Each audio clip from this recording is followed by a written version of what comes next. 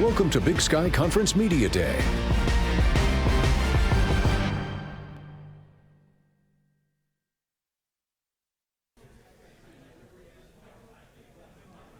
Welcome. I hope you're ready to hear and talk some football for the next 3 hours. This is the Scripps Sports Network coverage of the kickoff weekend for the Big Sky Conference. I'm Jay Cohn, Scripps voice for the Montana Grizzlies, coming up for their conference schedule, joined by Ben Creighton this morning. Ben, we're just raring to go for this conference season. Well, we got 3 non-conference games to get going. You said, let's just fast forward and start right now. Huh? I know that was probably the biggest thing we talked about the other night during the Big Sky Hall of Fame ceremony. It's like, this weekend has been awesome here in Spokane, but it's like, let's just get to September 23rd already and start calling these games. I know you're excited to call the Grizz again. I'm excited to do Montana State again. And I mean, it just shows how awesome the Big Sky Conference is with all the teams making the playoffs, all the teams in the preseason top 25. This is going to be a fun 3 hours. Absolutely. We're going to have interviews with the coaches, some insight with the players as well. And this has been just a great 3 days here at the Northern Quest Casino and Resort.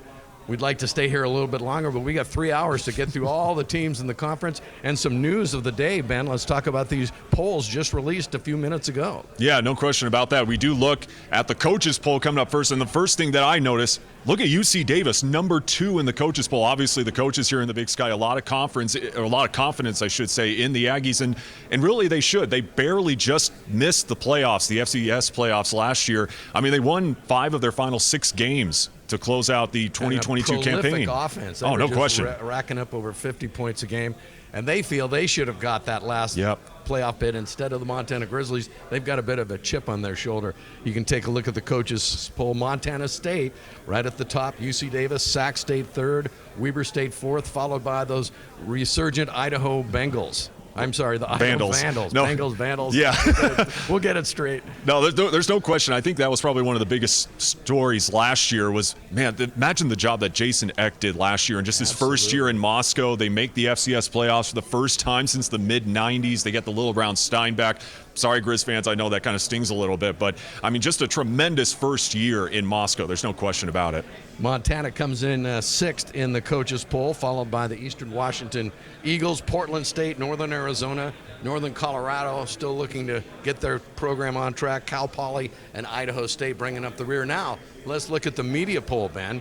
And it's still the Bobcats on top. Yeah, the co-defending Big Sky champs along with Sacramento State. We mentioned Idaho a second ago. How about number 2 in the preseason media poll? But, you know, one of the biggest questions coming into this season, obviously, I know you're going to talk to him a little bit later, new head coach at Sacramento State in Andy Thompson. They lost a couple playmakers on offense. How are the other co-Big Sky champs going to do here in 2023? Sac State, will they just reload? We will have a chance to talk to Andy Thompson. Let's look at the rest of the media poll. Montana coming in 3rd, jumping up from 6th in the coaches poll. Sac State 4th. UC Davis drops from the 2nd place down to 5th in the media poll. What's the media know, Ben? I mean, well, again, I know I feel like a broken record already referencing Idaho, but they were picked very low in the preseason poll last year. We know what they did. And another thing I look at these poll, you know, Weber State's got a new head coach. They lost a couple offensive playmakers as well, but I think Weber State will finish better than 6th. I know Jay Hill obviously had a tremendous run in Ogden, but I think they still got some good playmakers. I think they'll be a lot better than 6th. And new head coach Mickey Mantle with a chance to get them up top. So we're just getting underway here at the kickoff weekend for the Big Sky Conference. Coming up next, we'll talk with head coach of the Idaho State Bengals, the new head coach, Cody Hawkins. He'll be joining us momentarily. Don't you dare go away. Big Sky Conference Media Day continues after this.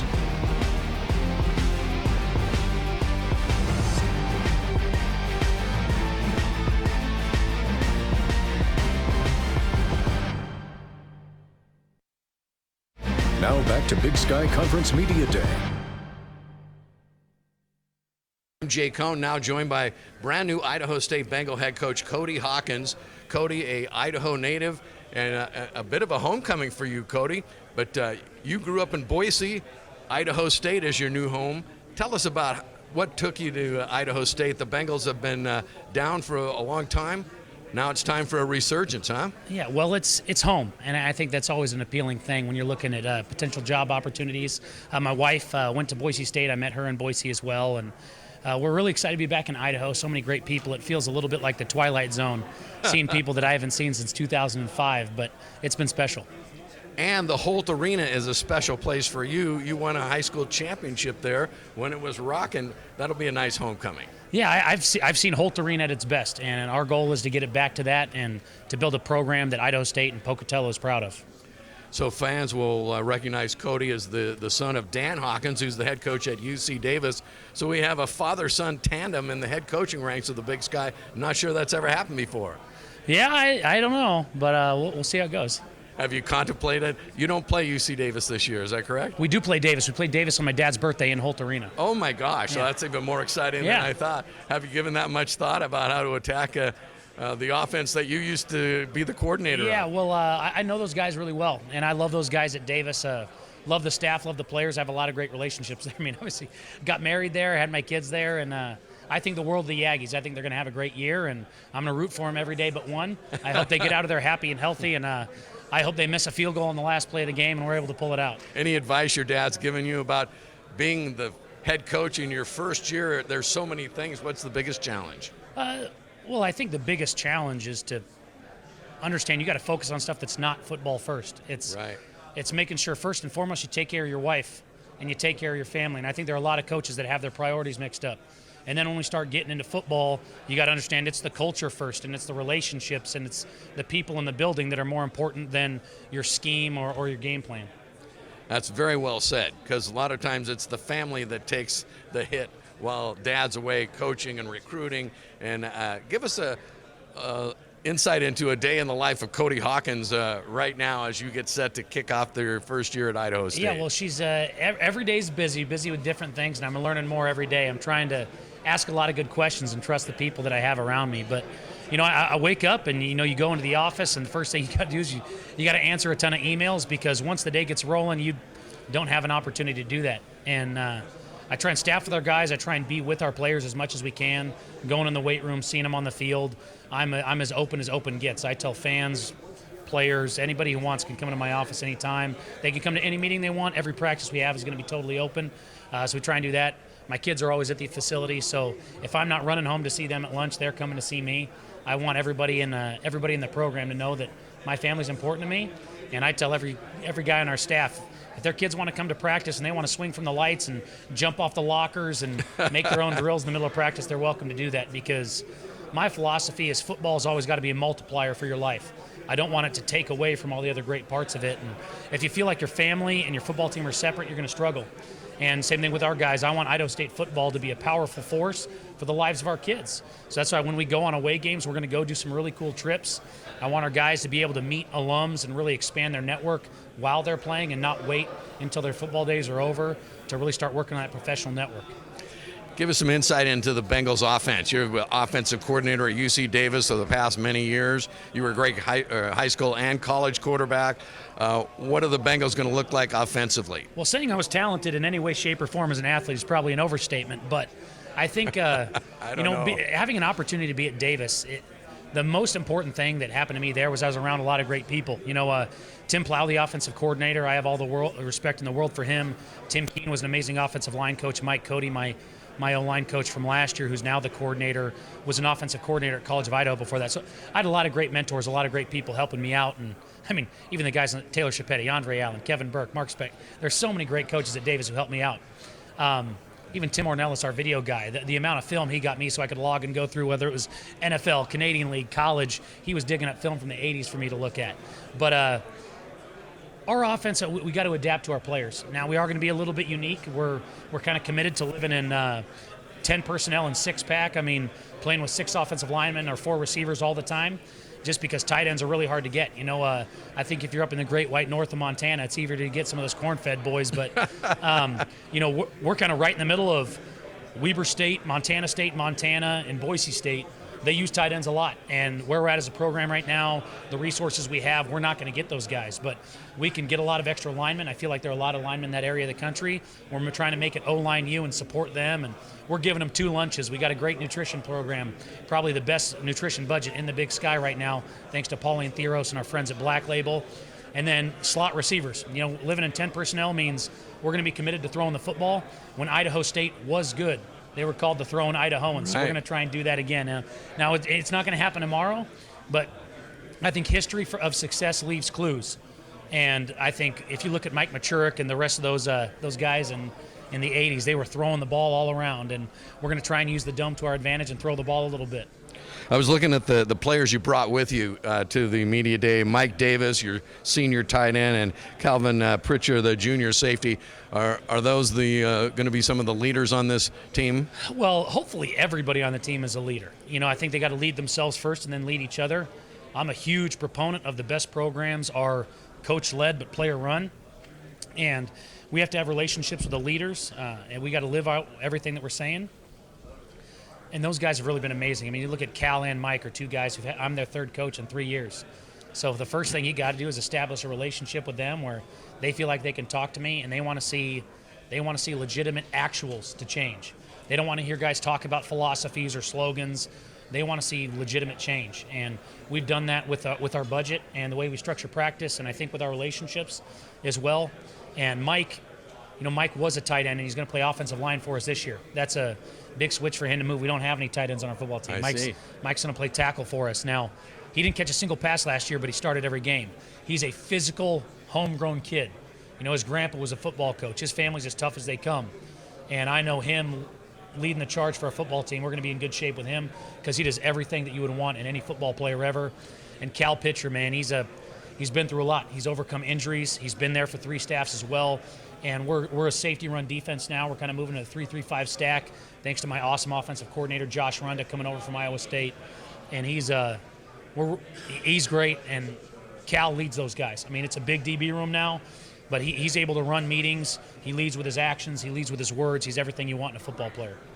Well, Cody Hawkins, best of luck in your first year there at Idaho State. I'd be remiss if I didn't ask you, how about at your alma mater, the Colorado Buffs? They made some headlines over the offseason, too. What do you expect there? Hey, it's prime time, baby. I hope for the Buffs. I love the Buffs. I obviously know it didn't go the way they wanted it to when I was there, but I love Colorado, the fans in there, and I hope for their sake they can get it going because outside of the coaching staff, there are a lot of amazing people in that organization that deserve to see some success. Cody, thanks so much. Best of luck to you this season. Thank you so much, sir. I appreciate it. Pleasure having you with us here. Have a wonderful day. Media Day continuing here from the Northern Quest Casino in Spokane. Up next, Ben Creighton talks to Brent Vigen, the head coach of the Montana State Bobcats. You won't want to miss that. It's up next. Now back to Big Sky Conference Media Day. All right, welcome back to Spokane as we continue on here at Big Sky Football Kickoff Media Day, now joined by the head coach of Montana State, Brent Vigen. And Coach, we kind of briefly talked the other night during the Hall of Fame ceremony. That was the first time you and I actually had met in person just because we're so busy during the football season. No more Zoom meetings, none whatsoever, so it's great to finally meet you in person. How are things going? Good, yeah, it's been a good summer. Yeah, good to meet you in person finally.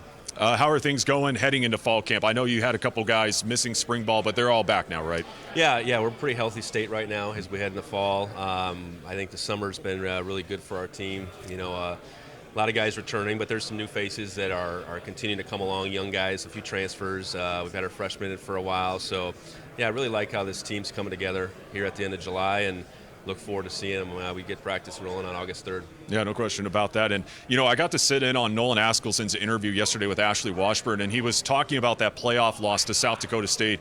And the message there was, look, they were the bigger team physically, but also mentally as well. Has that kind of been a point of emphasis heading into spring ball and as well as into fall camp to try to, get bigger, not only physically but mentally for your guys? Yeah, absolutely. On that day, you could look at the physical component, but they really, took the momentum and ran with it. And it was a game where we just didn't keep up. And I think we could have. We just didn't on that particular day. So, yeah, you work really hard physically to put more strength and weight on. But we really worked hard with the guys.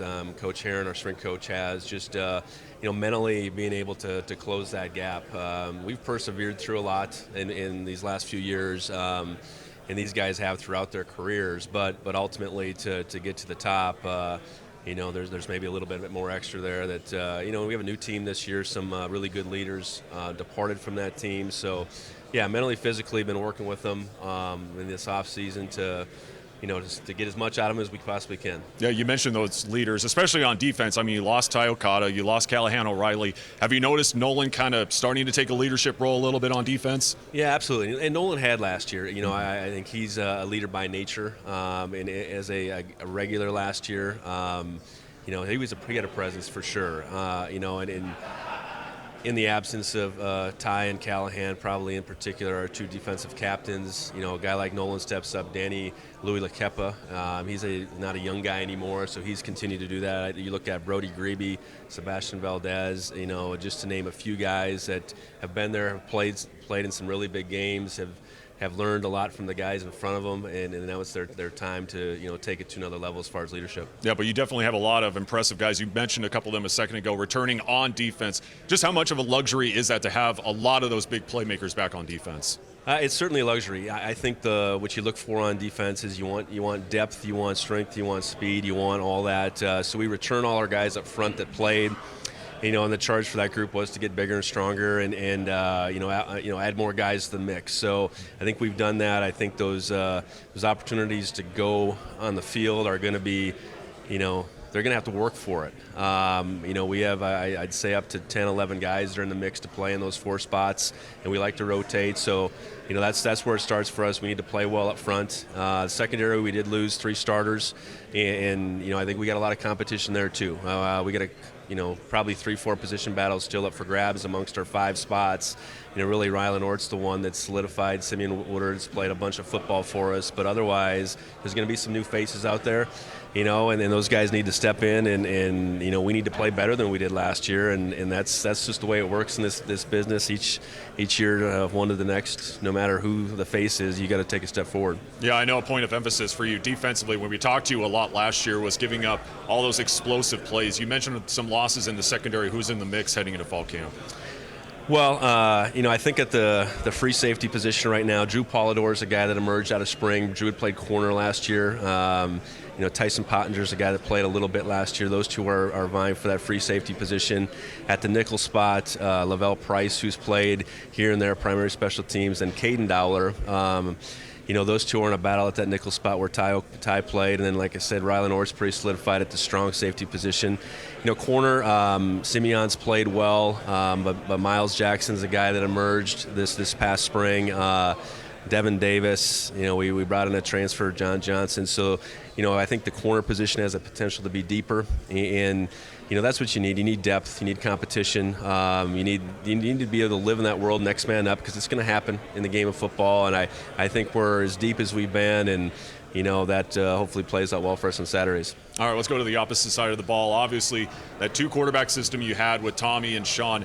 I got to listen to Sean Chambers' interview with Ashley Washburn yesterday, and he said that 2 QB situation was kind of trial and error in a way. But obviously, it paid off for you guys big time with the amount of plays that they made for you. How would you evaluate both Tommy and Sean, kind of sharing those quarterback duties, and what else are you looking out of those guys this year? Playing his role. I think he wants as much as he can he wants to do as much as he can to help the team out, but he knows that, we have a great player in Tommy. And I think for both of them, you've seen a real want to continue to get better. Tommy's really at the midpoint of his experience at Montana State, and he's worked tremendously hard this offseason. So it's my hope there's another level that Tommy can reach, and Sean, I think, is as healthy as he's been, and my time with them, which goes back to 2018. So it's exciting that we have both those guys. It's a unique situation that they're willing to work with one another and do whatever they can for us to win ball games. Do they still go by Big Cat, Little Cat, or has that kind of been retired at this point? I think it's still used. I think it's a good little joke that came out of that interview. I think going back to the fall, they certainly embody those roles, and are really, I think what that just showed in that particular interview, that these guys are tight. How they smiled and laughed and being in the same room, that's something that a lot of quarterback rooms don't have that dynamic, I guess. So we'll enjoy it as long as we have them both and look for them both to lead us this fall. All right, last thing I got for you, a big thing you mentioned to us last year is how strong that offensive line was. You have so many different guys you can plug in, kind of shuffle the deck a little bit. Kind of the same question I asked earlier about that defensive line, just how much of a luxury is it to have all those big guys back up on front? Yeah, it's rare. You return everybody that played, and then you can plug a couple more guys into that mix to to provide competition, depth, all that, so we can truly get our best 5 out there, and that's yet to be determined. So we'll go into fall camp with all those guys returning, a new O-line coach, and the guys have really meshed well with Al Johnson. Al's brought his own perspective to that, to our staff, to that position, and excited about that group continuing to want to take on the responsibility of being the starting point for our offense. When you have an O-line that's willing to take that on, you can go places. And we did a lot of things really well with that group, but there was room for improvement as well. And I think they saw that. They worked real hard, and that'll also have to play out on Saturdays. Yeah, it's the only bad thing is that the interview was only 8 minutes because I have so many more questions I could have asked you. But, Coach, I know I'm going to talk to you throughout the rest of the season as we head into this 2023 campaign. Look forward to calling your games again and look forward to chatting with you the rest of the season. All right, thanks a lot. All right, stick around. Much more coming up here from Spokane right after this.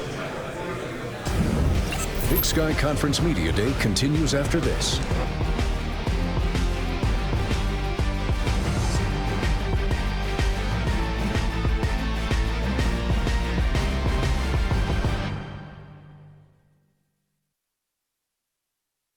Now back to Big Sky Conference Media Day. Welcome back. It's Media Day here at the Northern Quest Resort and Casino for the Big Sky Conference kickoff weekend, and just all kinds of activity in the room. We're going to roam a little bit. Come on over here. I've got a couple players we're going to talk to from the Montana Grizzlies. Let me introduce you to two of the seniors with the Grizz this year. We have senior safety Trajan Cotton and big center A.J. Forbes here. Gentlemen, first your takeaway about the kickoff weekend. Have you had a good time? Oh, man, just thank you to the Big Sky, man. And they put on a great event this weekend. It's been so fun. A lot of stuff to do. It's been a lot of learning experience as well. And I'm happy Grizz Nation got to see it as well on Instagram too. So it's been fun. It's awesome. AJ's got a new. You trim the beard. Yeah. I know. I got to trim the beard. I got a haircut and everything. Got to look good for the camera today. So AJ's from Bellevue, Nebraska. You transferred to the Grizz a couple years ago. Now you're going to anchor the offensive line there at the center position. But it's about a week away before we really get down to brass tacks. Yeah, sir. Yeah, it's weird looking back on the journey that I've had, and coming to Missoula in 2020 and really trying to settle in. Now 3 years later, I'm here at Big Sky Media Days, going into my senior year. It's been a heck of a ride. And Trajan, you said you only have 6 credits left, but you already have a degree. Tell our viewers and the fans a little bit about your schooling in Montana. Yes, sir. I got here in 2020, and then 2021 I graduated with my bachelor's in public health, and then 2023 this spring I graduated with my master's in public administration. So I'm pretty much done right now, but for the fall I'm gonna just work on getting a certificate in entrepreneurship from the business school. I have 6 credits left in it, so. Just 6 credits. And just 6 credits. So football's just part of the equation. And AJ, you too have already graduated. Yes, sir. I got my degree in psychology last spring, and then come this December, I'll be graduating with my MBA. Well, the hard work starts in a couple weeks. Gentlemen, AJ, good luck this season. We'll be looking for you in the offensive line. You're holding down the safety position, and we're looking forward to great senior seasons from both of you. Yes, sir. Appreciate it. Just some of the activity going on here at Media Day at the Big Sky Conference kickoff weekend. Coming up, don't go away, Cal Poly new head coach Paul Wolf will join us as our coverage continues. Big Sky Conference Media Day continues after this. See you guys on the field. Yes, sir. Awesome. Good luck.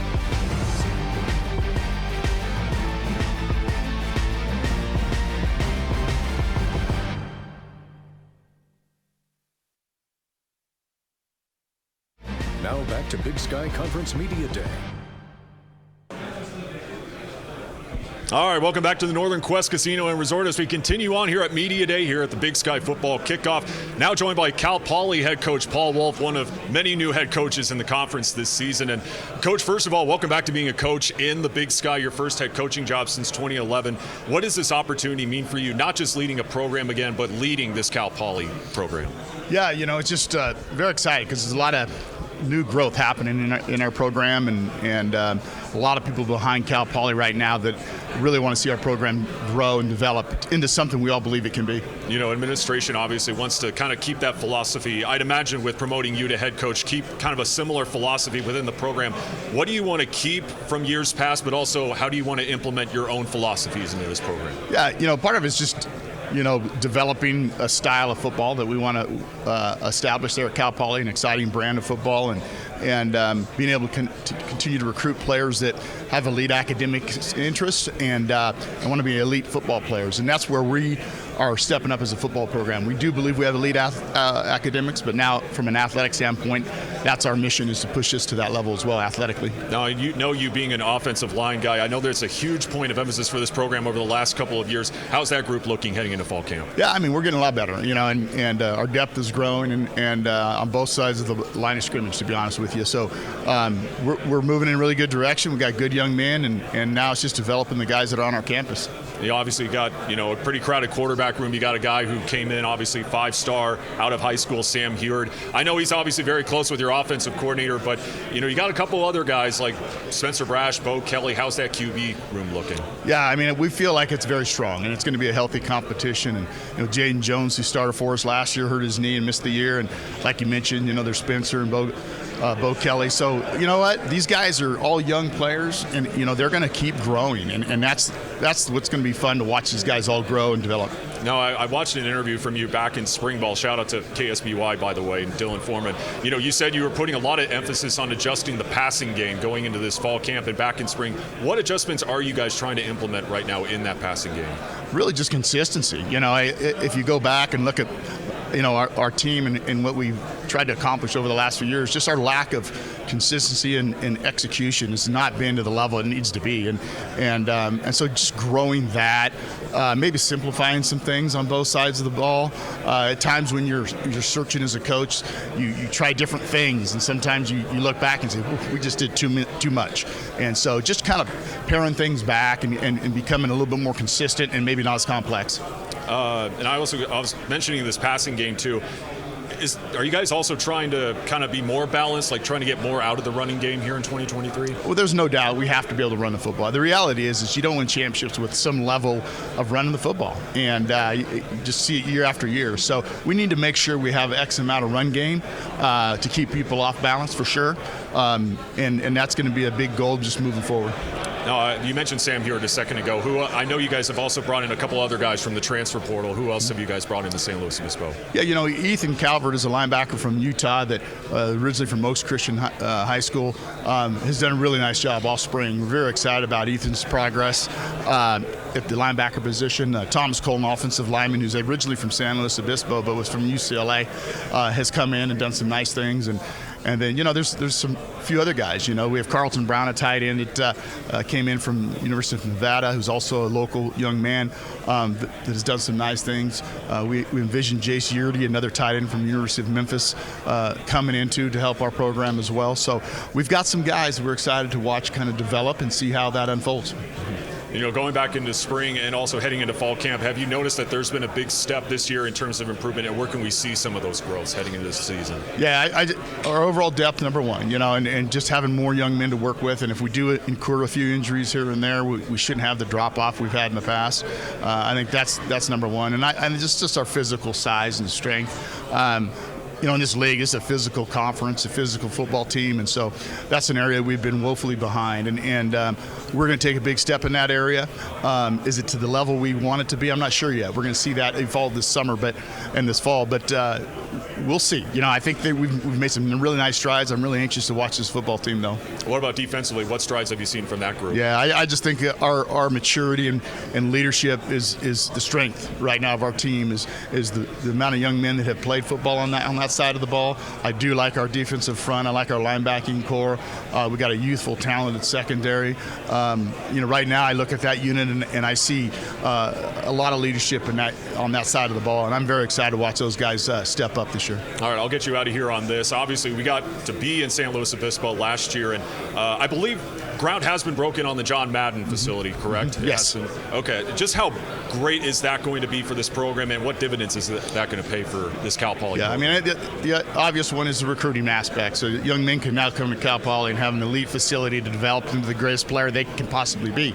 So they're not going to be able to. They can now come to Cal Poly, get an elite academic education, and develop into the highest level football player they want to be, and then do it in a wonderful place. And we feel like once we get all these pieces completely put together, which we're not far from, that we could really take this program to a high level. There's no question about it. We've seen the renderings, and it's going to look awesome when it's all said and done. Coach, thank you so much. Wish you the best of luck this upcoming season. Thank you very much. I appreciate it. All right, let's go to Jake Cohn, who's standing by with Kyle Hansen.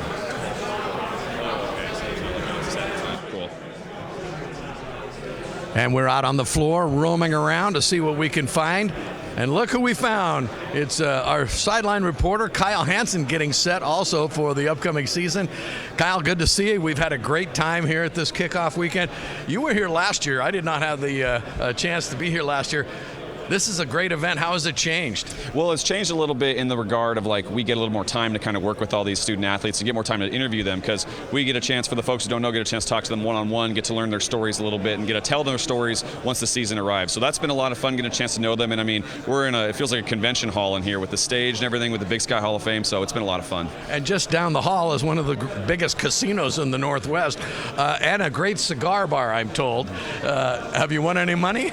No money, unfortunately. No, I'm not much of a gambler myself, but it looks like a lot of people are having fun down there, that's for sure. Let's talk football for a second. You saw the coaches poll and the media poll.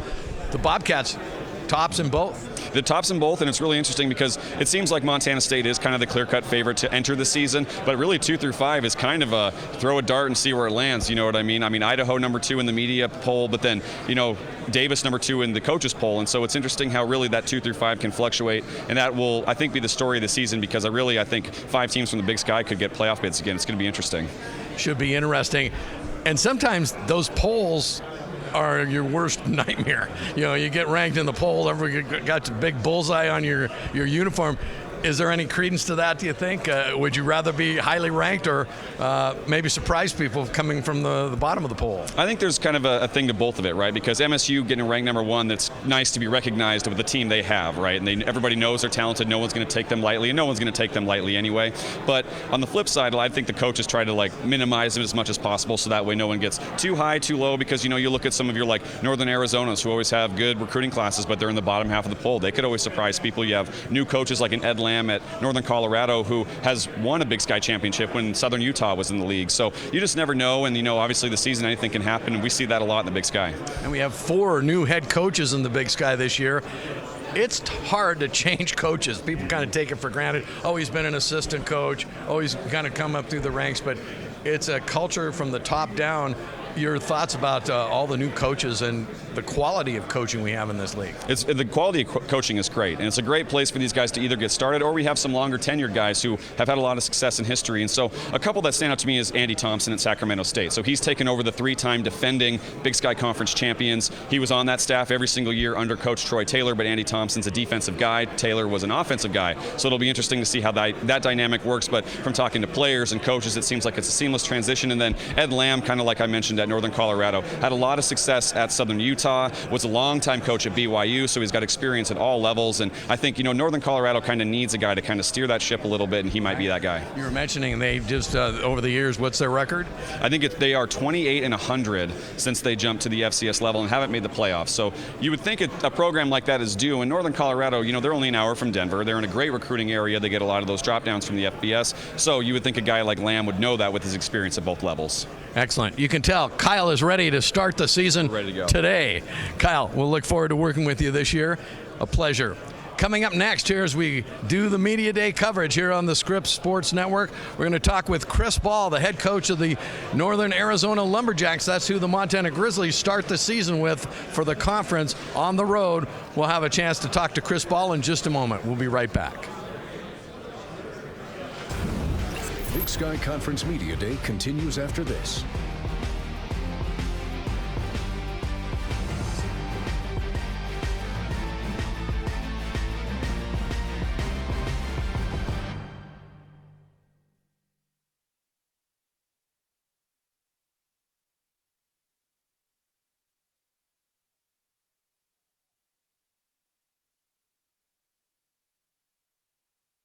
Now back to Big Sky Conference Media Day. Welcome back to the Northern Quest Casino and Resort. It's the 2023 Big Sky Conference kickoff football weekend, and we're joined by Chris Ball, the head coach of the Northern Arizona Lumberjacks. Chris, what do you think of this weekend so far? It's great to have you on the program. It's a first-class event, you know. Was wondering how it's going to be out here instead of being downtown Spokane, but it's been great. Setup's been great. It's always a first-class event. Always look forward to coming up here. Tell us a little bit about Northern Arizona, the Lumberjacks this year. You're starting your 5th year as the head coach there. You come in kind of in the middle of the pack on the polls. Of course, you know what they say about polls, 50 cents and they'll get you a coach. Yeah, you know, we don't hang our hat on that too much, but, really love the team we got. We've got 14 freshmen there this summer that we signed, and 21 portal kids, and love this football team. Met a lot of needs that we needed to address in the off season. Our staff's done a great job of getting the right people in, and feel really good about this season. And again, you have a tough non-conference schedule. You beat the Wildcats last year. You get a chance to go at them again, right? Yes. The University of Arizona. Yeah, we beat them the last time we played them. We're not going to sneak up on them. Yeah, no. And they've done Coach Fitt's done a great job of recruiting, and they've got a really, really, really good football team, you know. And I get asked that a lot, obviously, but, you know, we're just taking one day at a time, just trying to get 1% better. Our goal with, support staff, head coaches, players is just get 1% better every day, and then we'll see what happens. The Grizzlies from Montana come in for the first conference game. That'll be on September 23rd. And correct me if I'm wrong, but almost every team in the Big Sky circles the Grizzlies. As you know, this is one of our goals, to beat Montana. They're not tops of the polls this year, but I think mentally it's a big thing if you can beat Montana. No question. You know, they're the one of the schools that you're trying to match year in and year out. They've sort of set the standard in this league over the years, and Coach Houck is a really, really good friend of mine. We've known each other forever, and we sort of grew up in this profession together. We both like fly fishing, so we do a lot of fly fishing. We talk a lot of fly fishing, and he does a tremendous job. He's a great football coach, but the culture they have there at Montana is what we're striving for, you know, and it's always good when you got an opportunity to play them, and hopefully we can put together a good game plan and play well that day. You didn't get a chance to play Montana last year, so it's an evolving schedule. Let's talk about your home field advantage at the Walk-Up Sky Dome. Everyone talks about the altitude in Flagstaff, and I know Coach Houck has been a big proponent of arriving early and get ready, but different teams approach dealing with that altitude in different ways. Yeah, you know, it's a heck of an advantage for us that, coming to Flagstaff, we're at 7,000 feet. We play in a dome, so there's a noise advantage too for us.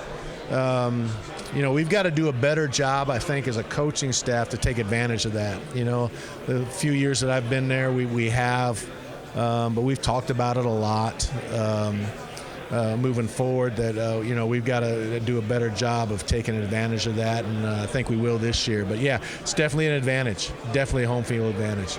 I can remember some wild games when the Grizzlies were on the road and we were watching that. It was like, score after score, and the Bobcats the same way when they get down there. What is it about the thin air? The ball flies a little Yeah, they say easier? It flies about 8% farther. I don't know. I've never measured it. If you're a golfer, a lot of people come up there and golf. It might help people's golf game, but it's we did a study. I had our physiology department and our strength staff and training staff do an off-season study, and it's really interesting about things, altitude and injuries, and right. How to train, and very, very interesting. And not only does the ball fly farther, but also bodies move faster. Collisions are more, is what they're telling me. So, it's science. I don't know. I listen to it, but it makes sense. So, but yeah, it's definitely a home field advantage. Tell me about the players you brought with you here to Media Day, because a lot of times, first of all, how do you pick them? Are those the leaders? It's hard because some of the guys that I wanted to come had already been here, and they say, "Hey, coach, bring somebody else." So I brought Mark Coaching, defensive tackle, who's been starting for us since he was a freshman. Great player from Northern California, McClymonds High School, one of our team leaders, but a very, very, very talented football player. And this is it for him. This is his senior year, and hopefully we can get him, send him out on a winning note. And then Drayson Hall, was a Gatorade Player of the Year. Senior year in high school at Higley High School in Phoenix, and went on a mission, came back to us. It was an all-conference player, all-purpose back last year for us in the Big Sky, and one of our team leaders. So it was pretty easy to pick them. Some other guys that we could have, Eloy Cueti could have brought with us. He's preseason all-conference. And there's a handful of other guys, but it's not easy. It's not easy. You'd like to bring more, but these two guys are representing us really well. Give us a little insight, without giving away some secrets, of what we can expect from NAU's offense this year. Is it going to be a running back, Drayson Hall? Well, we're deep. We're deep at running back. We did a good job of getting depth at that position. We've got Chase Belcher coming back. Was a freshman last year, very, very talented from South Georgia. Then we got two transfers in, one from SMU, TJ McDaniel, who's a very talented kid, and then all OVC player from Tennessee State, Devon Starling. And then we have Drayson.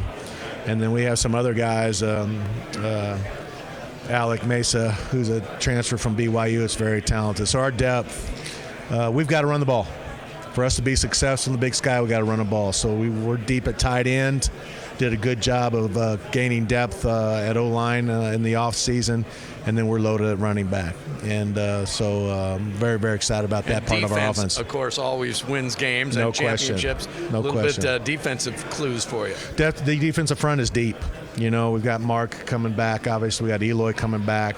We've got Nehemiah Magalay that's coming back. All of them guys have started for us for a long time.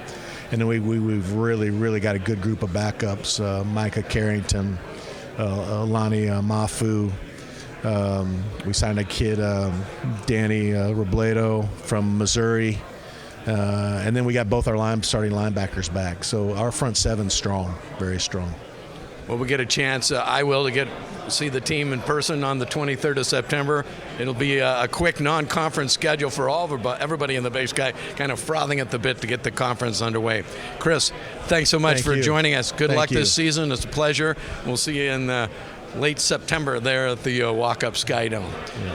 Coming up next here is our coverage of the Big Sky Conference football weekend. We'll have Brian Lawler, president of the Scripps Sports Network, joining us and talk about all things football broadcasting. We'll be right back. Big Sky Conference Media Day continues after this.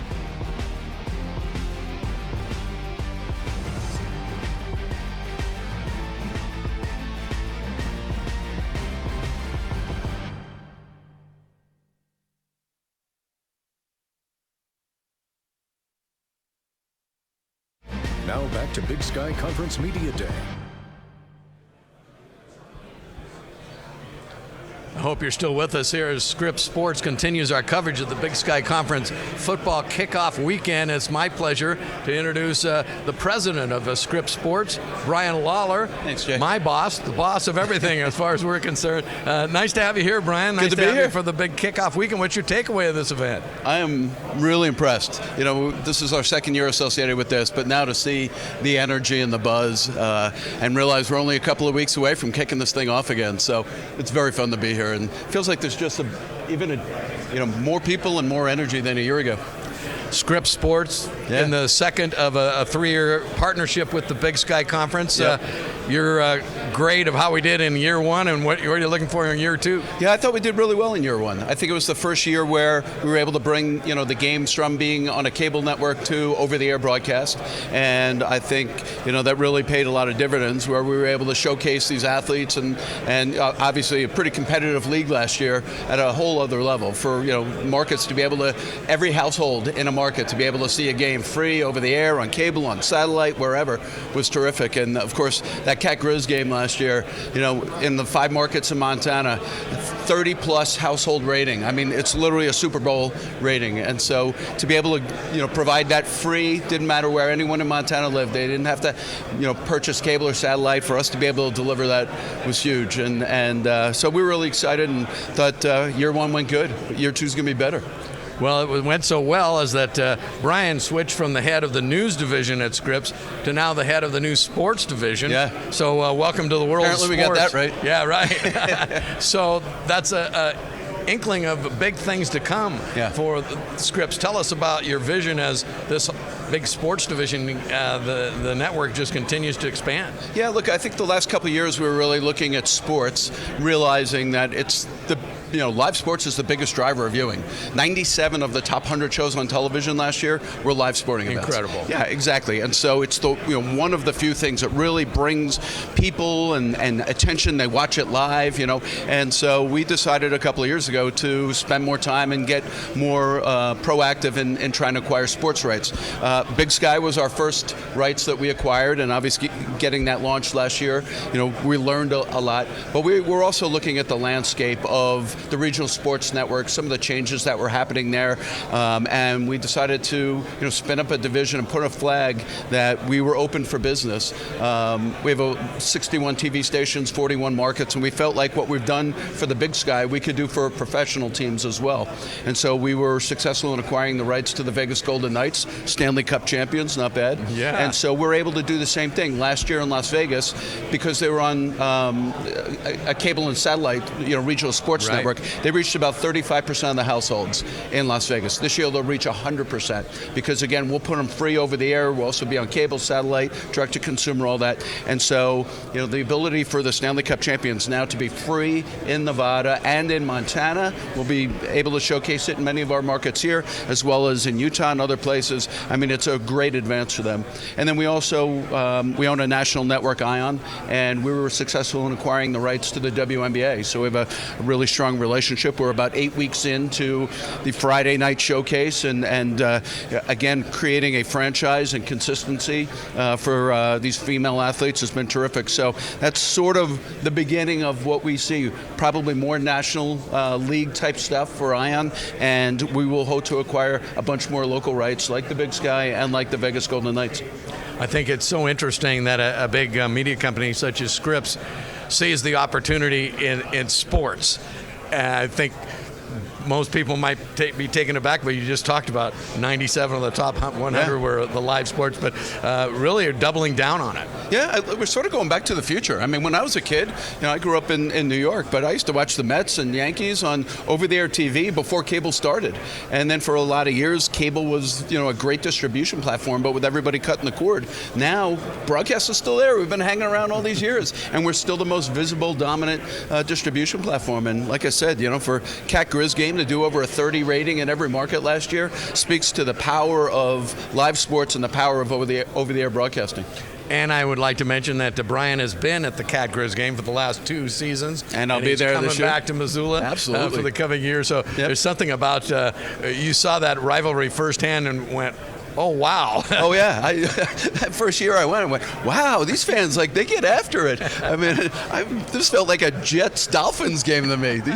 So I love the rivalry. It's fun. And there's nothing like local sports to sort of, get that passion going with everybody. It's really cool. Tell us about the partnership with the Big Sky Conference, because it's been such a success so far, but I know the conference is tickled with it. Yeah. What do you see down the road? We've got another year after this with that contract, and I know we'd like to see it extended. Yeah, look, I think we're really excited. It's been a great relationship. We learned a lot in the first year. We're coming to the second year saying now that we've doubled down on sports and got a sports division, we're spending a lot of time innovating and the cost of production and all. And we think as we've been able to identify some different techniques, it will allow us to cost efficiently do more basketball games, get into some of the other sports, and showcase some of the athletes, not just on the football field, but, on all the other venues. And I think, the ability for us to showcase that and put that, into many states is really exciting. So I would hope that, this season will double the number of hours of sports programming with the Big Sky. Next year, triple. So we're spending a lot of time with them brainstorming on what rights or where and how can we bring more sports into live broadcast. Well, we're depending on you to keep it real. We're going to keep it real. Scripps Sports up front and personal and leading the way. And Brian, thank you. Always a pleasure to talk with you. Great to see you here in Spokane. Thanks. Good. Awesome. Thanks, Brian Lawler, president of Scripps Sports. And now we're going to toss it across the room to Ben Creighton, who has some more interesting tidbits and interviews for us. Ben. All right, Jay, appreciate it. Joined now by a couple big playmakers out of Ogden of the Weber State Wildcats, or I like to say it, the unofficial cornhole champs of last night's barbecue that we had. Seriously, these two guys were absolutely killing it out there. Noah Taghi, offensive lineman, Winston Reed, linebacker for this Weber State program. And Noah, I'll start with you. Obviously, this offensive line has been tremendously impressive going back to last season. What makes your O-line just so special and so dominant? I think, it just starts with the relationships. Me, Ethan, and Jordan have been playing for the last, 3-4 years together with the COVID and everything like that. And, me and Ethan were brothers, so we have that relationship. And then just being veteran guys and then having a great position coach. Coach Myers has been in the game for a really long time and taught us well and has us going on the right track. Offensively, what steps do you guys need to make here in 2023 in order to make a deeper run in the FCS playoffs? I think it's just keep making plays. Eliminate the mistakes. I know we had a lot of false starts last year, just small penalties that hurt us and just kind of just dumb mistakes that, that's on us. So get rid of that and make those small adjustments. I think we're doing fine. And Winston, obviously, big accolades for you. Last night it was announced that you were the preseason Defensive Player of the Year in the Big Sky Conference. Just how big of an honor is that for you? It's a big honor, and I'm super blessed. So. It's a man of few words. I'll tell you that right now. It's okay. I can be camera shy as well, so don't you worry. Your defense obviously has been very impressive as well going back to last season. What stands out not only about you but the rest of this defense for Weber State? Just everybody doing their 111th, and if they do that, then we'll be pretty good. Now, obviously, I know you guys have the stadium renovations over at Stewart Stadium. The turf is torn up right now, correct? How great is that setting going to be once you guys get the season going? It's going to be amazing. I think that turf is 12, 13 years old or something like that is what we were told. So not playing on concrete anymore is going to feel nice. And, we already had the view of the mountain, so just you can't get better than that. No question about it, because obviously our first broadcast is going to be your guys' game against Montana State. I've heard nothing but positive stuff about the views at Stewart Stadium, under the lights. It's going to be a great time. And Winston, I'll leave this one with you. I asked Noah about the offense, but defensively, what steps do you guys have to take here in 2023 in order to be an even more elite defense here this season? Like Noah said, just eliminating our mistakes, doing our 111th, and we'll be solid. No question. Guys, thank you so much. Wish you the best of luck this upcoming season. All right, much more coming up here from Spokane on the other side. Big Sky Conference Media Day continues after this.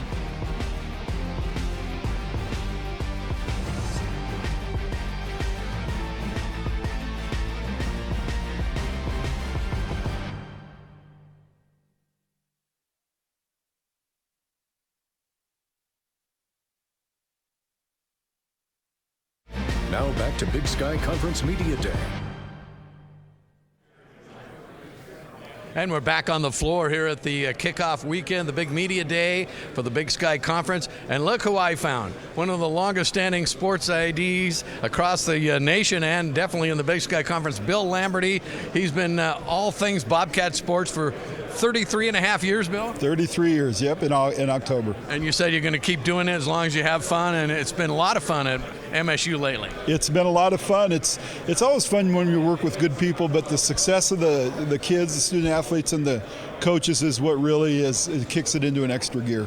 Well, last night they presented Montana State with the President's Cup, which is really, I guess, in signification of dominance, not just in the world of sports, but also academics. What's that mean to the school? Well, it's a very prestigious honor. It's our third ever, but our first since 2012. So those don't come around all the time. It's something we all take a lot of pride in.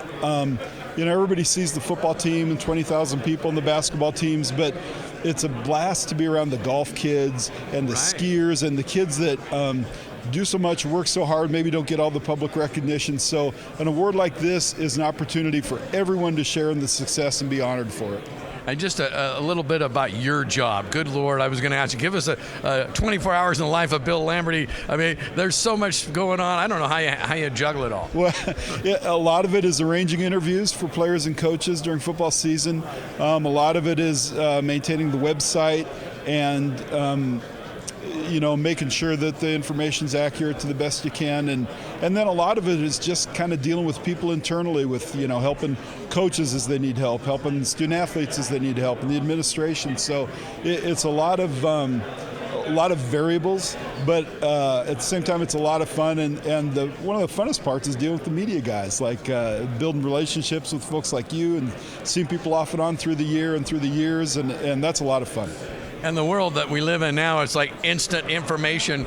We were at the Montana Pro Football Hall of Fame, and Jan Stenner, who was talking about, he broke the NCAA length field goal record, but they didn't know about it for about a week and a half. That's nothing says, wow, have things changed about that. Right, and now the ball wouldn't even be through the uprights, and people be tweeting about it and Instagramming. Exactly. But yeah, Jan is a great story, but that was an amazing moment, and yeah, nobody knew it was a record.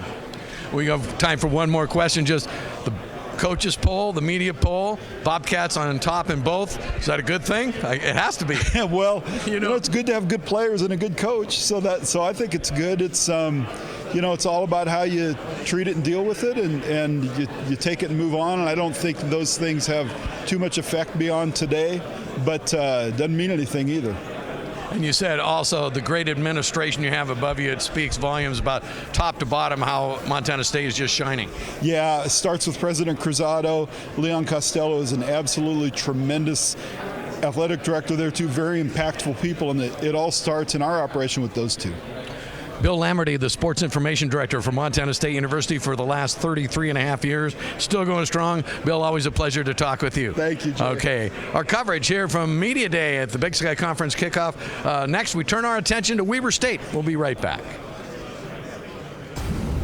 Big Sky Conference Media Day continues after this.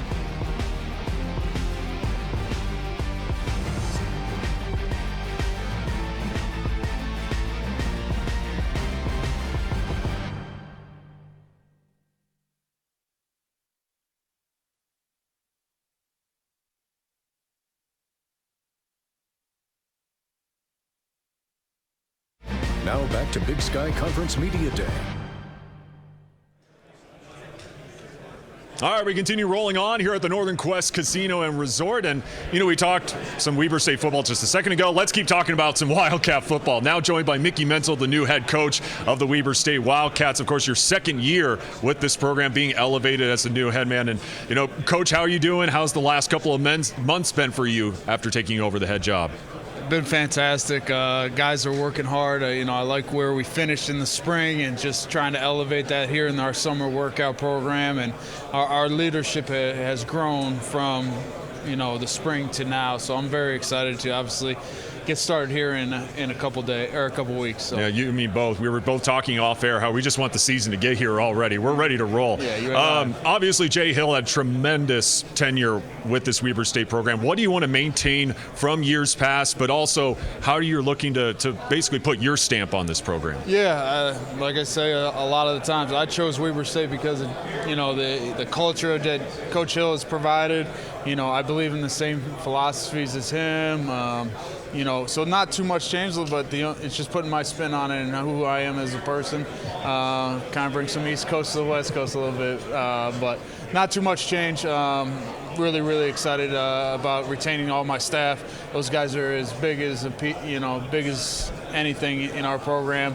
They have great relationships with our players. And with obviously talking to you last year, you had a tremendous tenure as a head coach in the D2 level. You know, what do you now bring in your first D1 head coaching job? I think it's the same thing. It's the same philosophy. You know, my biggest thing is, hey, let's outwork people and have that, you know, blue-collar mentality, you know, that we're going to come ready to work. Focusing on the present rather than the future. You know, what can we control? How can we control it? And how well do we do at that item? And, you know, just crafting that. Obviously, your offensive line has been pretty impressive going back to last season. Obviously, you brought one of your guys here, Noah Atagi. Just what makes that O-line so dominant? Because, I mean, you've had 3 different guys that were named to all Big Sky accolades last season. That's impressive. Yeah, I think it goes back to who they are as people, first and foremost. And Ethan, Jordan, and obviously Noah, guys that played a lot of ball. And no real substitute for experience. And then the second thing, you know, is just, you know, they get coached really hard by Coach Myers. We have a really good set of tight ends that helps the O-line, and our running backs are really, really special and dynamic. So feel really good where we're at. Now we got to take that next step and not be satisfied. I think that's, you know, where we got to be at this coming fall. Yeah, and continuing to talk offense, obviously you lost a pretty good thrower in Bronson Barron. What does that quarterback room look like heading into fall camp, and who can we expect to compete for QB1? You know, I like where our quarterback room is. They've taken a step of maturity this offseason. They're in the film room a lot more. They're being a pro about playing quarterback. You know, so Kylan Weiser, Creighton Cooper, Brian Harp, Tiger Adolfo and Jacob Hollingshouse are all coming back, and then we had a Richie Munoz and Dylan Gutierrez out of the state of California as freshmen. So I like where that's at. You know, I think now it's about how do we translate, you know, all that study in the offseason into production, and I feel good about it. They all love football and they love to compete, so I like where we're at quarterback. What about in the running back room? What can we expect out of those guys this year? Man, they've been good. We had like the 3-headed monster last year, and Damon. But I expect the same thing. They're well coached by Coach Kahn. Gets the most out of them day in, day out. And you know, obviously we talked about what we can do up front. Now it's, hey, how do we get that 20-yard play into a 40-yard play? How do we keep progressing in our offense year 1 to year 2, which should be the biggest growth of our program? You mentioned your guys coming out of spring ball. What are some of the biggest takeaways from spring ball, and what big steps are you looking to take when you guys head into fall camp?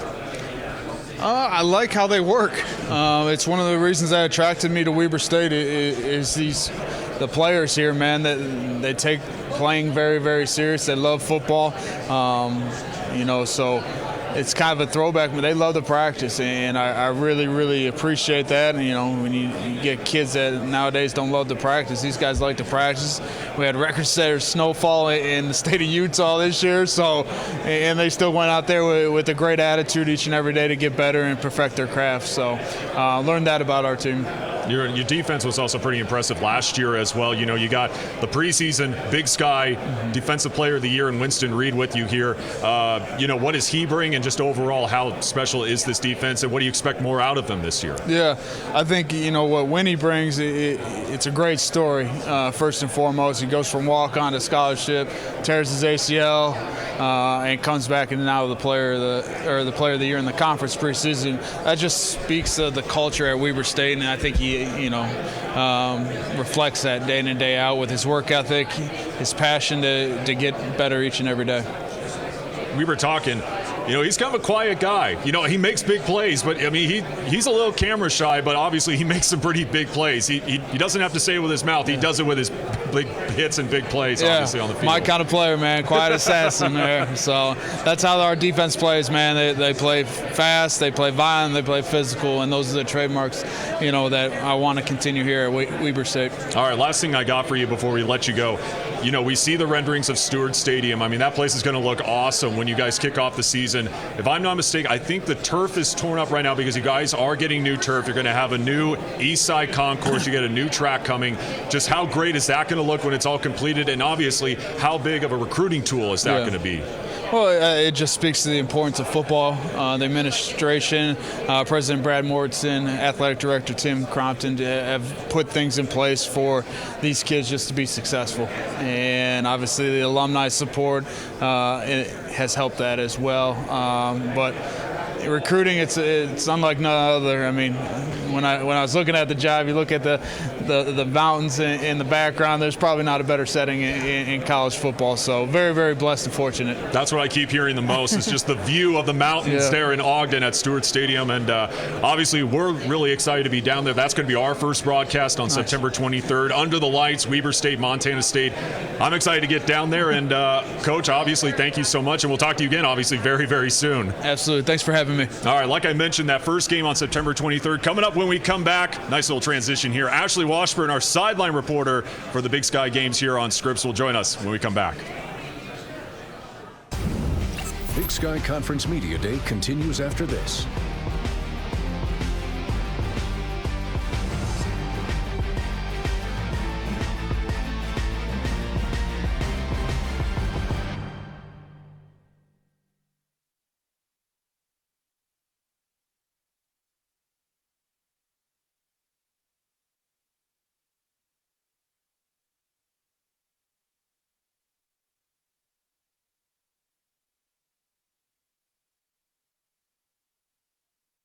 Now back to Big Sky Conference Media Day.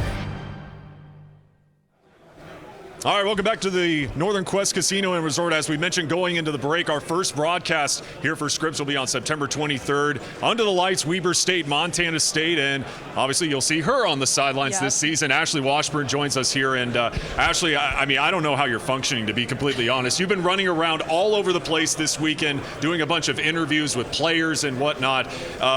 You know, what are some of the biggest things that you've learned? Maybe some good sound bites or whatever that you've learned from talking to these players and even some of the coaches so far this weekend. We were talking about, you know, running around. I've become very good friends with the barista here at the hotel, that's for sure. No, biggest storylines, people are just excited about Big Sky football this year. I mean, we've kind of seen it in the preseason polls as far as teams being nationally ranked, and the Big Sky is, you know, one of the best conferences in the FCS right now, and people are just excited to get back out in the field because at the end of the day, these preseason polls will not look like anything at the end of the season, but I know some teams are trying to prove that they belong on those as well. Yeah, I mean, the biggest example, I mean, Idaho was down in the preseason polls last year. What did they do last year? They make it to the FCS playoffs. So for the first time since 1995. I know. I mean, there's been a little bit of a hiatus there. No question about that. Jason Eck obviously doing a tremendous job. Obviously, you and I on the Montana State side of things, you know, what are some of the biggest storylines? Obviously, talking to Sean Chambers, Brent Vigen, Nolan Askelson. What do you see for this Montana State team this year? Well, I asked Sean Chambers that question. I got a chance to talk with him, and obviously we talked to Tommy Malott last year, but Sean Chambers has absolutely,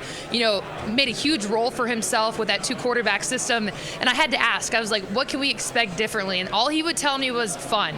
You're going to see fun on the field this year. House Wright is obviously adding some more wrinkles in there, so who knows if we've got offensive linemen maybe throwing the ball around, but there's just going to be a lot more creative plays is kind of the best way that he said it. Yeah, probably the biggest thing. We go back to that Cat Grizz game last year with that tight end to tight end connection from Trayton Pickering to Derek Snell. No, it was the opposite. Derek Snell to Trayton Pickering. But yeah, like you said, maybe we'll have an offensive lineman throw a touchdown this year. You just never know. Obviously, I mentioned the offensive lineman. Just to have all those offensive playmakers back, I mean, that's going to be huge if you're Brent Vigen, to have that 2 quarterback system, all those running backs back, all those offensive linemen back. I mean, that's got to be huge for a team that really can explode offensively. I mean, at this point, all you can do is grow. You're not looking for changes. They did lose a couple people, at least in that slot receiver room, you know, but they also have some huge additions from whether it was Arizona State, Colorado State. I mean, some big-time FBS schools. So, yeah, at this point, all you're doing is growing. And they kind of said the biggest thing that they've been focusing on this offseason is getting bigger physically, but also getting bigger and stronger mentally, which I think is a huge thing because you take a look at their road schedule this year, they are going to have to be road warriors. I mean, there's nothing to it. You're playing your toughest teams on the road in probably some of the toughest conditions, and so the getting bigger mentally is absolutely one of the biggest things they've had to focus on this offseason. Well, the good news for that South Dakota State game, it's going to be a lot warmer this time around than in those semifinals. I'm excited for that myself. I mean, I could only do so much in that negative 20-degree weather, but I think that's also the biggest thing. If we just I know that this is a Big Sky Conference, but it is a game that is circled on everyone's calendar right now. I mean, everybody wants to get to September 9th to see what that game could have been, because South Dakota State versus Montana State, they just ran two completely different offenses. Some were going east to west rather than going north to south, but the field, the conditions weren't great. So I guess when you're, in the middle of September, you have no other, excuses you can do. It's supposed to be great weather and also two amazing football teams. I mean, is it potentially what that championship is going to be come January?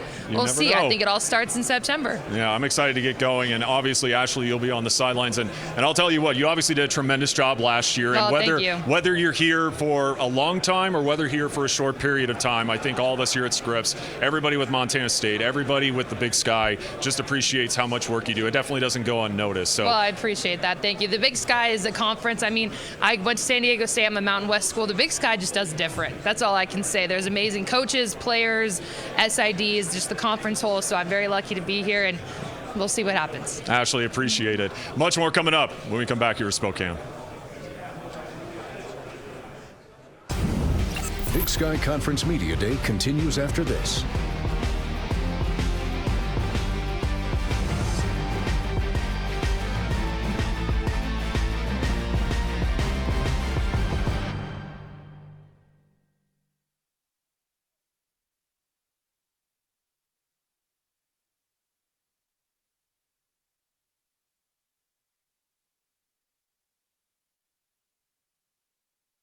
Now back to Big Sky Conference Media Day.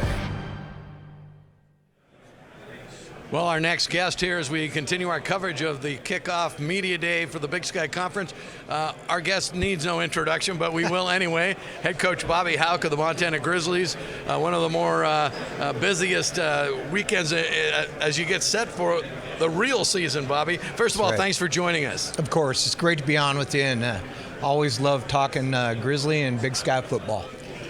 Coach Hauck, this is your 12th year in the Big Sky, 17th year as a head coach all over, counting all your years. You're like the dean of the Big Sky Conference coaches now. Yeah, those head coach years are kind of like dog years. I'm lucky I don't look like I'm 200 years old, but time just goes so fast, and every year's been unique to itself and always a lot of fun.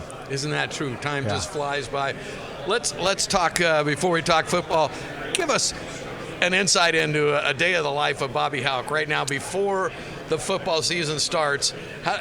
Just give us some insight how your day begins and ends. Well, we just finished up some vacation time, so got some family time. It seems like we get less and less of that. The recruiting piece has become, every year you've heard coaches say this for the last 30 years, it's become more and more intrusive. We kind of got it straightened out for a period of time, and now it's every day, all year long. So there's always a recruiting piece. It's almost to the point where, as a head coach, it's a joyous occasion when you get to watch film and actually coach football. Let's talk about, I think you're referring to the transfer portal and how things have so much changed across the landscape of college football. But I was just looking at all the new players that the Grizzlies have brought in just in the last couple months. The punter, the kicker, another quarterback, a receiver, and that's just the tip of the iceberg. Bobby, is that the transfer portal on display? Well, it is a little bit. There's a lot of, we're all adapting to this new world we're in with the open transfer, and it's just so prevalent in all programs. We haven't lost very many guys into the portal, that's double-edged too. You have to have room to bring people in as well. But there's a lot of different philosophy among coaches and programs around the country on how to manage this. I think that every year you're trying to assemble a team for this August. That's just the way of the world. I think the days of trying to plan out the next 3 to 4 years are over, at least if the current structure remains the same. So you're always trying to assemble a team for this August. And then philosophically, we're always going to be a high school recruiting-based operation and supplement it.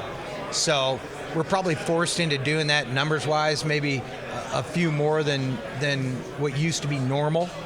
But we're going to recruit high school kids first and then supplement our team. I like how you said what used to be normal. Yeah. Well, when was it normal, brother? That's for sure. Let's talk a little bit about the season. The Grizzlies start conference-wise. You have 2 of your first 3 conference games on the road, and you play how many night games this year? I think 6 or 7, which is just. And you're in love with the night games. Oh gosh, I just hate it, And I don't know if anybody likes them very much, but I've actually coached in a couple leagues where you're playing a predominant number of your games at night, and it's difficult on coaches, it's difficult on players, physically and mentally, and then the fans get tired of it and they stop showing up too. Well, hopefully that's not the case. Yeah, hopefully not in Missoula, but we aren't going to have a bunch of night games at Montana, and home games, but just the travel piece and the getting off the plane at 5, 6 in the morning, going to the office with no sleep, it's difficult. Yeah, it kind of sets the whole next week off kilter a little bit. It takes a while to recover. The players have to get off the plane, then they have to get up noon and go to study hall and get their hours in, and it's pretty rugged on the personnel. How do you pick the players that you bring with you to Media Day? You brought Trajan Cotton, senior safety, A.J. Forbes, the senior center is going to hopefully anchor that offensive line. Is that just a plum that you get to pick? Are those the leaders of this team? Well, usually, I wouldn't say it's both of those young men have great leadership qualities. Uh-huh. You generally pick guys that have played some. You generally pick guys that are going to be fun for you to talk to. A decent interview, right? We have guys that are great players for us and good leaders in the locker room, but they're going to sit up here and just stare at you when you ask them a question. Give them yes and no. So we try to have some guys that'll give you some decent sound bites, and then guys that'll engage and be fun to be around for everybody that's at this fine event. Give us your sense of the state of the Big Sky. We have 4 new head coaches, and I think people go, oh yeah, new head coach there. It is really hard to change coaches. Your input on that as 4 teams trying to jump that hurdle. Well, I think that the interesting piece is when you change head coaches, if you're bringing a guy in from the outside, then it's doubly difficult. It's a cultural change, and everything's pretty much blown up and changed. And if you look at those guys that are coming into their program from already being in it from an assistant role, I think you have a chance for more continuity and more consistency. Let's talk about the non-conference schedule. You had 3 games, beginning with Butler, then on the road against Utah Tech at night, and then another night game. Now that's a good night game, because this could be hotter than hell in St. George, Utah. Okay, with the exception, there's a couple night games that are okay. Please don't make us play at high noon. And then you have Ferris State, who's like a 2-time NCAA Division II champion. The it's 2-time defending champ. Oh no, absolutely not. The defending champs, I think, personally watching, I think they would fare well in a lot of FCS leagues. So they're a very good football team. I'm excited about it. Obviously, we get a chance to go play and compete, and I'm excited. We get to this time of the year, I'm excited for training camp, but I'm really getting more and more excited to watch our team play. And so are we, and I'm sure all the fans are as well. You can talk about it only so long, and it's time to go see how the chips fall. As you approach the next couple weeks, give our viewers a sense of the schedule. When do the Grizzlies really start practice for good?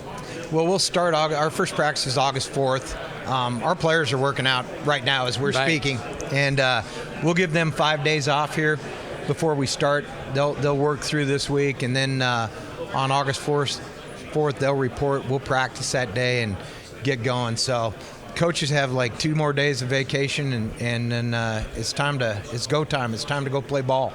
This is such an exciting time of year. We've been talking with the media. Let's just fast forward through the non-conference season and get right to the conference kickoff against NAU.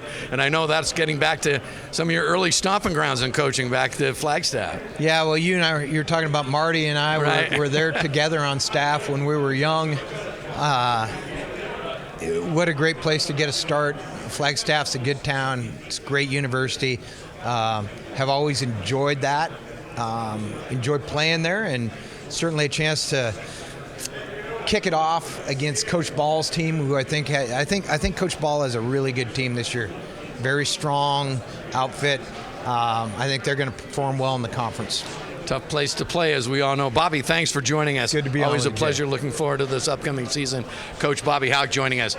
Coming up next, Ben Creighton is roaming about the halls. We'll see who he's tracked down as our coverage of the Media Day at the Big Sky Conference kickoff weekend continues. Big Sky Conference Media Day continues after this.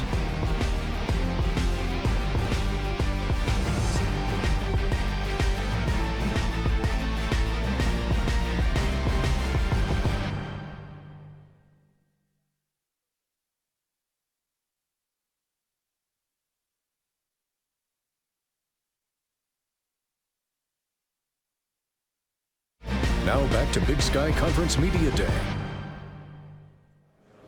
All right, we keep rolling on here in Spokane, here at the Big Sky Football Media Kickoff, now joined by Portland State head coach Bruce Barnum. And Coach, thanks for taking a couple of minutes to talk with us. How's the weekend been so far for you? It's been fun. I like how they take care of our student athletes.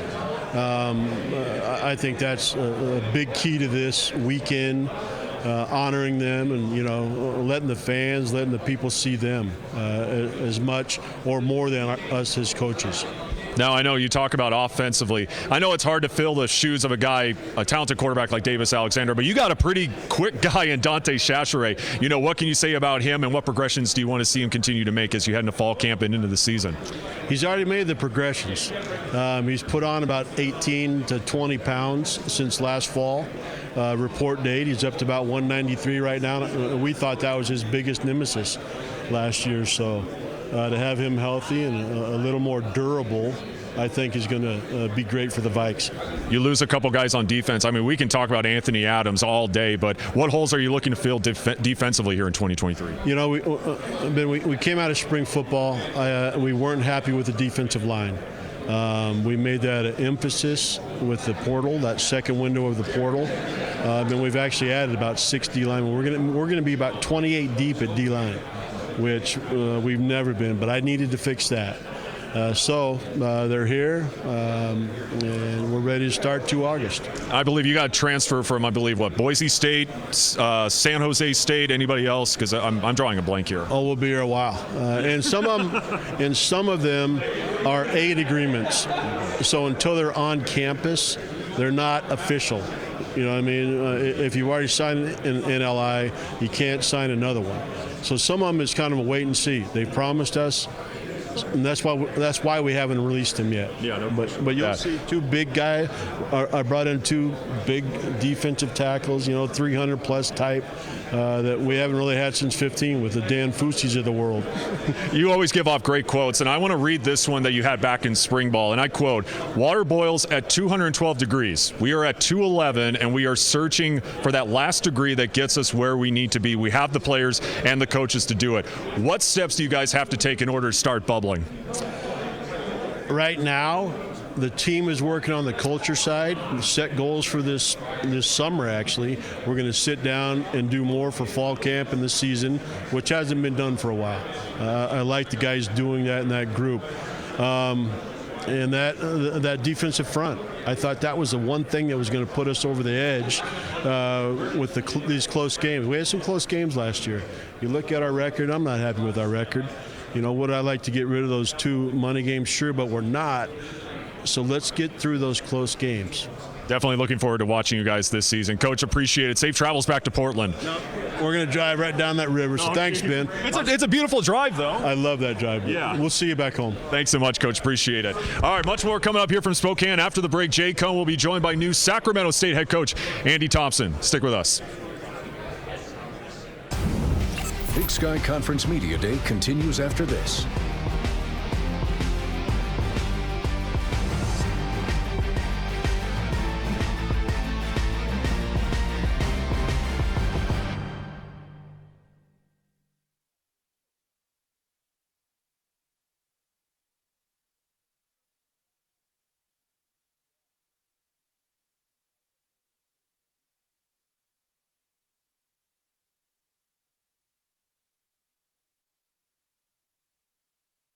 Now back to Big Sky Conference Media Day.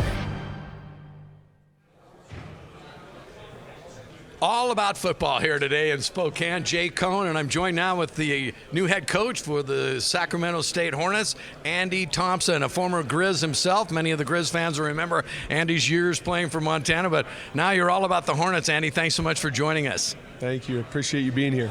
I asked how old you are because you look so young for a head coach. How old are you? 43. 43. Yeah, I turned 43 this year. Did you have a goal of becoming a head coach by a certain age, or those things just happen? Those things just happen. I think early on in your career, you you put down some things you'd like to do. And I definitely have wanted to be a head coach starting out. My grandfather was a head coach for a lot of years at the high school ranks and small college, and then my dad was a coach in Walla Walla, and I grew up being around this game. And so I felt like this is something that I've really enjoyed, and been able to do it here in the Big Sky Conference for a lot of years, and just enjoying it.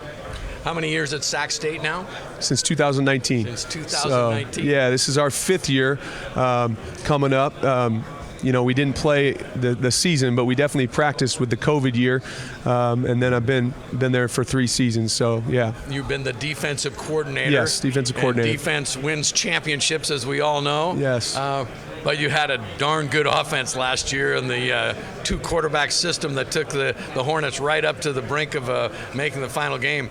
Tell us just a hint of what we can expect in the 2023 version of Sac State.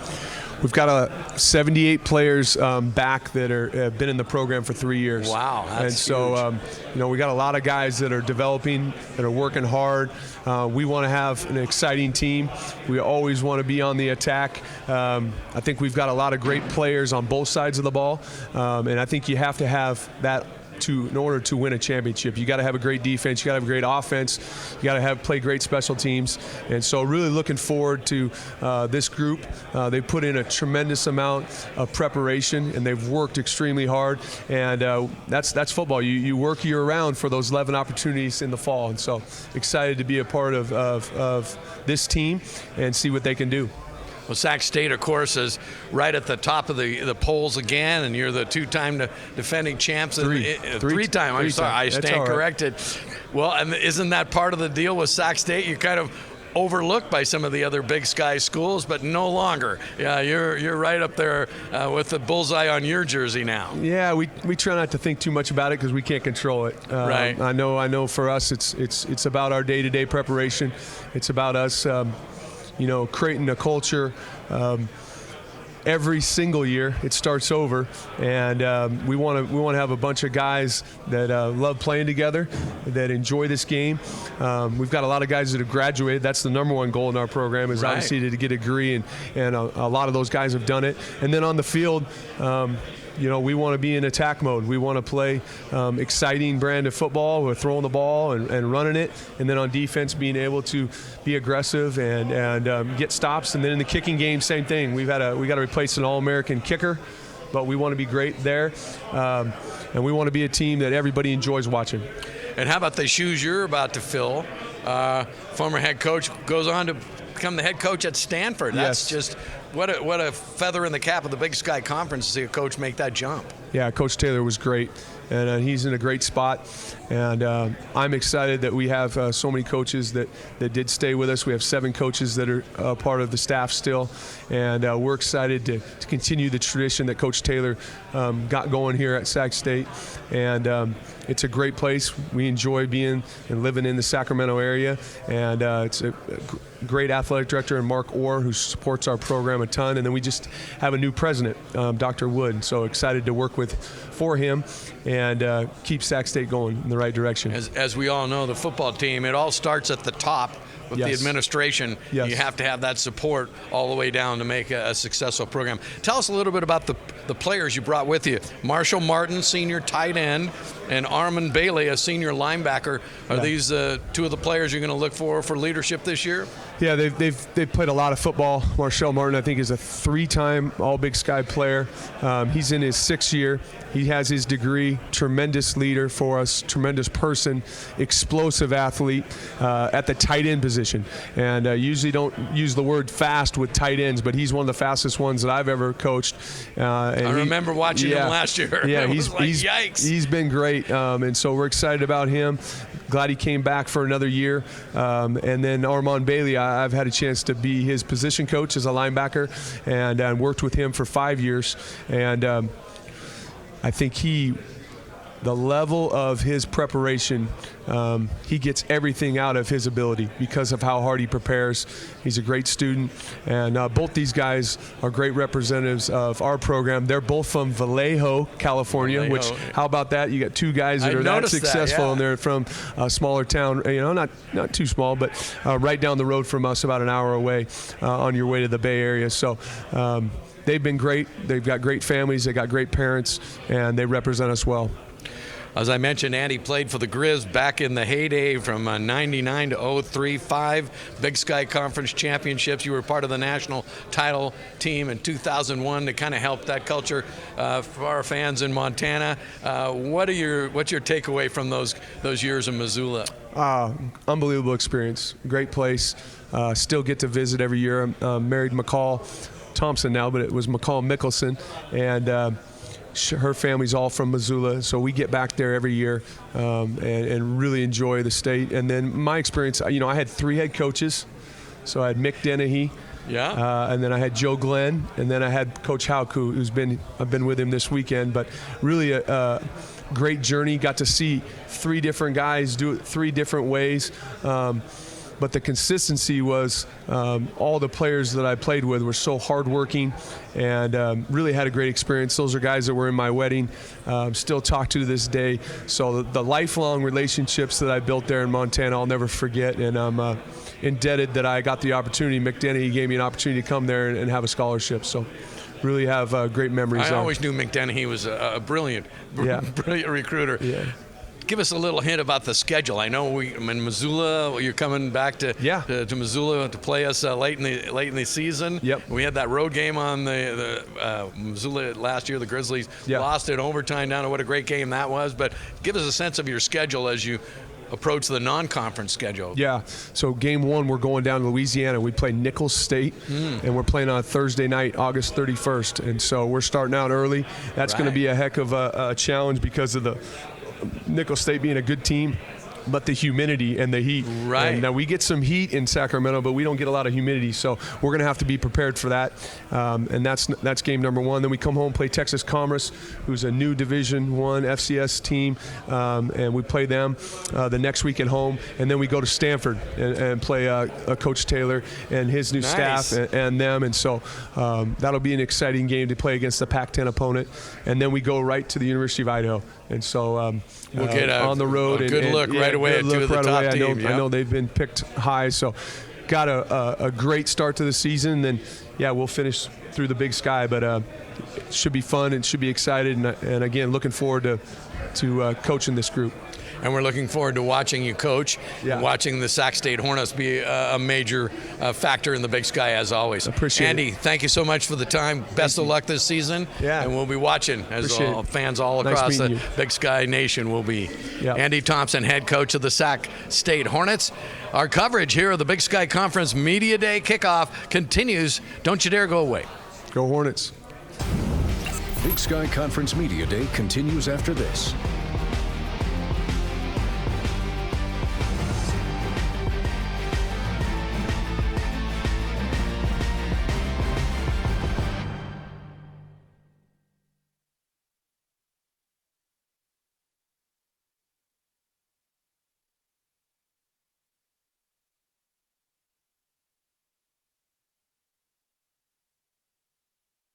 Now back to Big Sky Conference Media Day. It's never a dull moment here at Media Day at the Big Sky Conference kickoff weekend. I'm joined now by Eric Tabor, the communications director for the University of Montana. Eric, very busy. What's your takeaway of this weekend? I know you've done this plenty of times before, but this is really a good event. Yeah, no, I love this event. It is busy, but I love getting the players here. Really, is my favorite part about it. Getting the players here, and just letting them experience something like this, letting them do sometimes some of their first interviews. Get in front of the camera a little bit, watching them grow as players while they're here, and I like watching them interact with the other players from different teams. It's just a fun environment, and it's a nice way to kick off the year. Eric is starting his 9th year with the football team and the whole University of Montana sports team.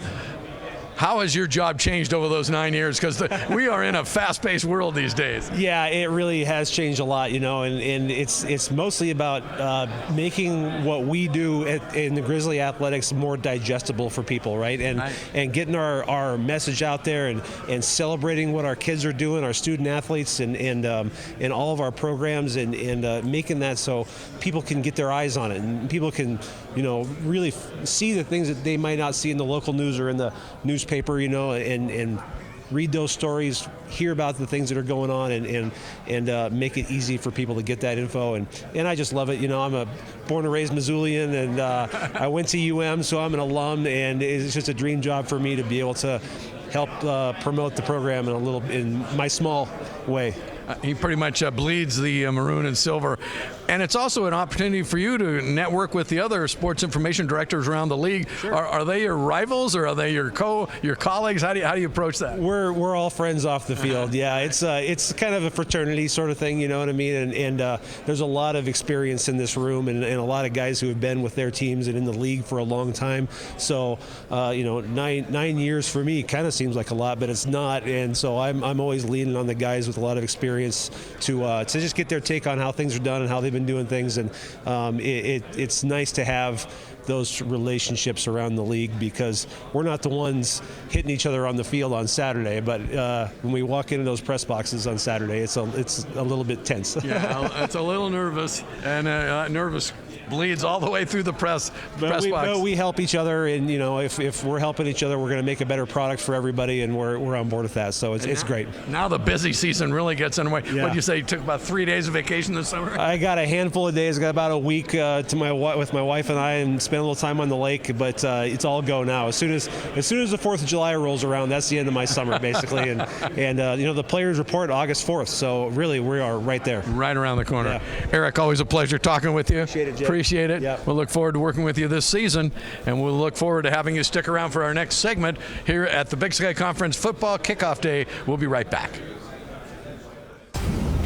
Big Sky Conference Media Day continues after this.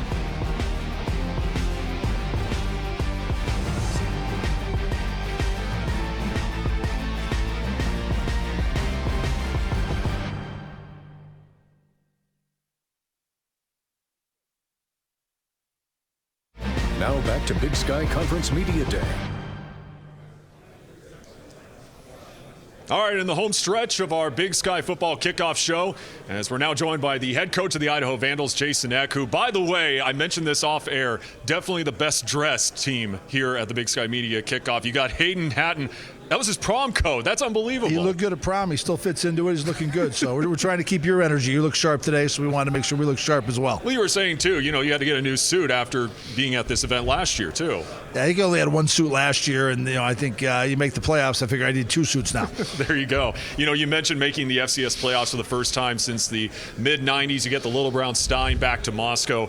How pleased were you with that first season in Moscow? But at the same time, what steps does your program need to take heading into this season? I think it was an exciting first year, and it was a good start for the program. But now we can't be content. We got to embrace having higher expectations than we've had, and that's what you want to be. You want to be at a school that has high expectations. You look at like the Montana schools. I think they have high expectations every year, and I'm hoping that we can get our program to that level. But we got to really focus on what got us to last year, not feel good just because we're picked a little higher this year.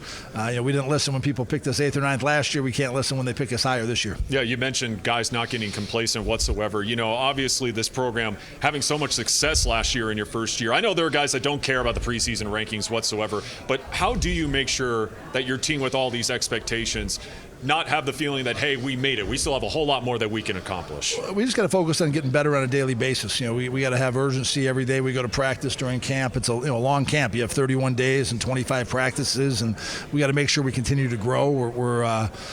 You have all these great players who got nominated for these preseason awards, but I think a lot of times what determines when you're going to have a good year is who gets better. Because last year no one was talking about Hayden and JJ. They weren't preseason all-conference selections last year, but they were postseason selection. So we're going to need some guys off our team, and I think especially in the line of scrimmage. We don't have any O linemen or D linemen who are preseason all-conference guys, but if we're going to be near the top of the standings, I think we're going to have some guys step up and play at a high level to be at that level for us to get where we want to be. Yeah, you mentioned that line. I believe that offensive line was pretty young last year, if I'm correct. What progress did they show in spring ball and heading into fall camp? I've been excited about it. We lost a couple good seniors, but we had 2 true freshmen who played a lot on the offensive line last year with Aiden Knappich, who was a freshman All-American, and Tagana Cisse. We need those guys to really step up and show great development. Eli Sanchez is a guy who I think has shown a lot of leadership in our offensive line and picking up the slack there. And then Nada as a party has had probably as good a summer as anybody on our team. So really excited to see him come along. You mentioned Hayden Hatton as well, with the prom code, you kind of feel like he deserves to wear that a little bit. Last night being named the preseason offensive player of the year in the Big Sky, just what have you noticed out of him? How great of a playmaker is he, and what steps does he need to take this year to be even more elite and live up to those expectations? Well, I think the impressive thing about both Hayden and JJ who are here is, not only are they great players who were all conference last year, but if you watched our summer workouts, you'd see those guys as two of the hardest working guys. They're really pushing themselves. They're in the front of the line. They're giving a great example. So I think those guys are hungry to keep growing on them, and they're going to have a lot of eyes on them. So they're going to have to elevate their game to be at the same level, and we're going to have some other guys step up too to take advantage of their opportunities. And overall, I think 8 offensive starters are back from your squad last year. That's definitely got to be a huge luxury to have all those offensive playmakers back. I think our second year in the program, the guys they know the system better. We know more known quantities we have. We know what little tweaks we have to do to get guys better. And hopefully we can just open up the playbook a little bit more because they're more comfortable with it. But it's definitely, you feel a lot better going into the season with our offense than we did last year at this time. Yeah, no question about that. And, still talking about offense, Giovanni McCoy, that's just a tremendous story. If I'm not mistaken, I think he started on the depth chart as the third string, if I'm correct, right? Yeah, when we first got there, we had a bunch of quarterbacks, but none of them had, played a ton. Right. And it was a wide open competition. He probably had a slight lead coming out of spring ball, but we still brought in a transfer. We didn't feel like it was a done deal that he was going to be the guy. And he fought those guys off, won the job, and then credit to him, he really, once he got the starting job, talk about not being complacent. He got a lot better once he became the starter and really improved from the beginning of the year. And now he's taken to heart what we asked him to work on. I think he's grown as a leader.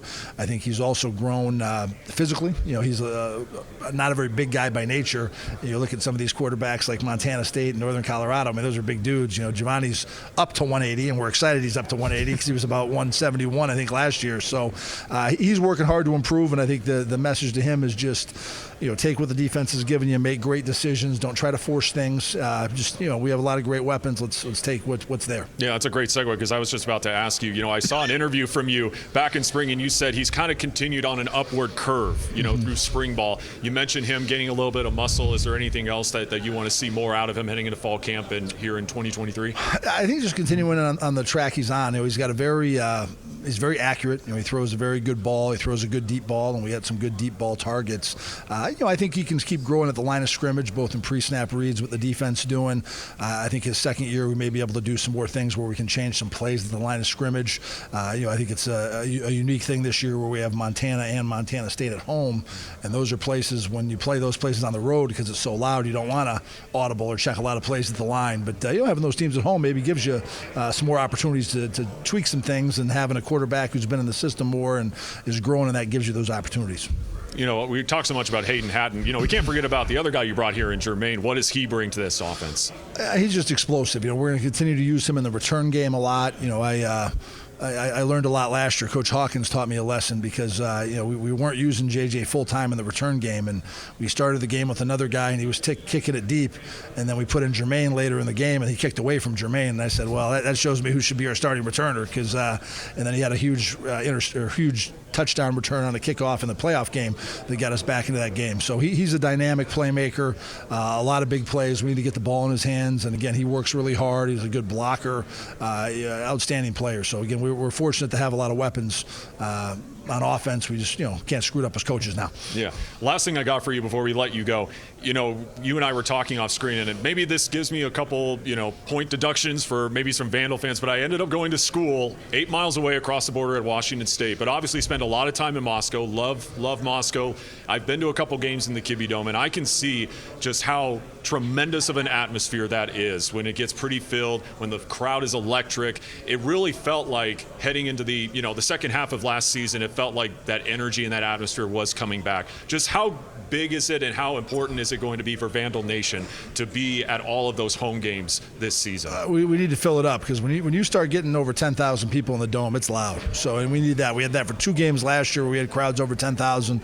I'm hoping we can have all 4 of our home games be over 10,000 this year, because when they do and they're loud, it impacts the game. And again, you look at a lot of the best teams in our league, like Montana State. I mean, that crowd affects the game. I know from coaching there over the years. So we need our fans to turn out. Please come. It's going to be a great schedule. I mean, having Sac State, the defending champions, Montana State, the defending champions, Montana, traditional rival, Idaho State, our in-state rival. I mean, that's a pretty great home slate. So we hope they turn out and have a good time. Even if some of those people in Pullman want to come over, we'll let them come over to watch a game too. No, they'll come. I guarantee you. They come to our restaurants all the time. There's always a wait sometimes till all the Pullman people come to all the better restaurants in Moscow. No question. I mean, Hayden even looked directly into the camera yesterday. He was doing his interview, say, Vandal Nation, show up this season. So I know you guys are hoping for tremendous crowds, and I know you got the ESPN game against Montana. We'll be in Moscow for that Montana State game. Definitely looking forward to being there for that game. Well, thanks so much. Appreciate your coverage. Coach, thank you so much. Look forward to talking to you again later on this season. Coming up here at the Big Sky Media Kickoff, I'll chat one-on-one with our color analyst for the games this season, Ty Gregorak, when we come back. Big Sky Conference Media Day continues after this.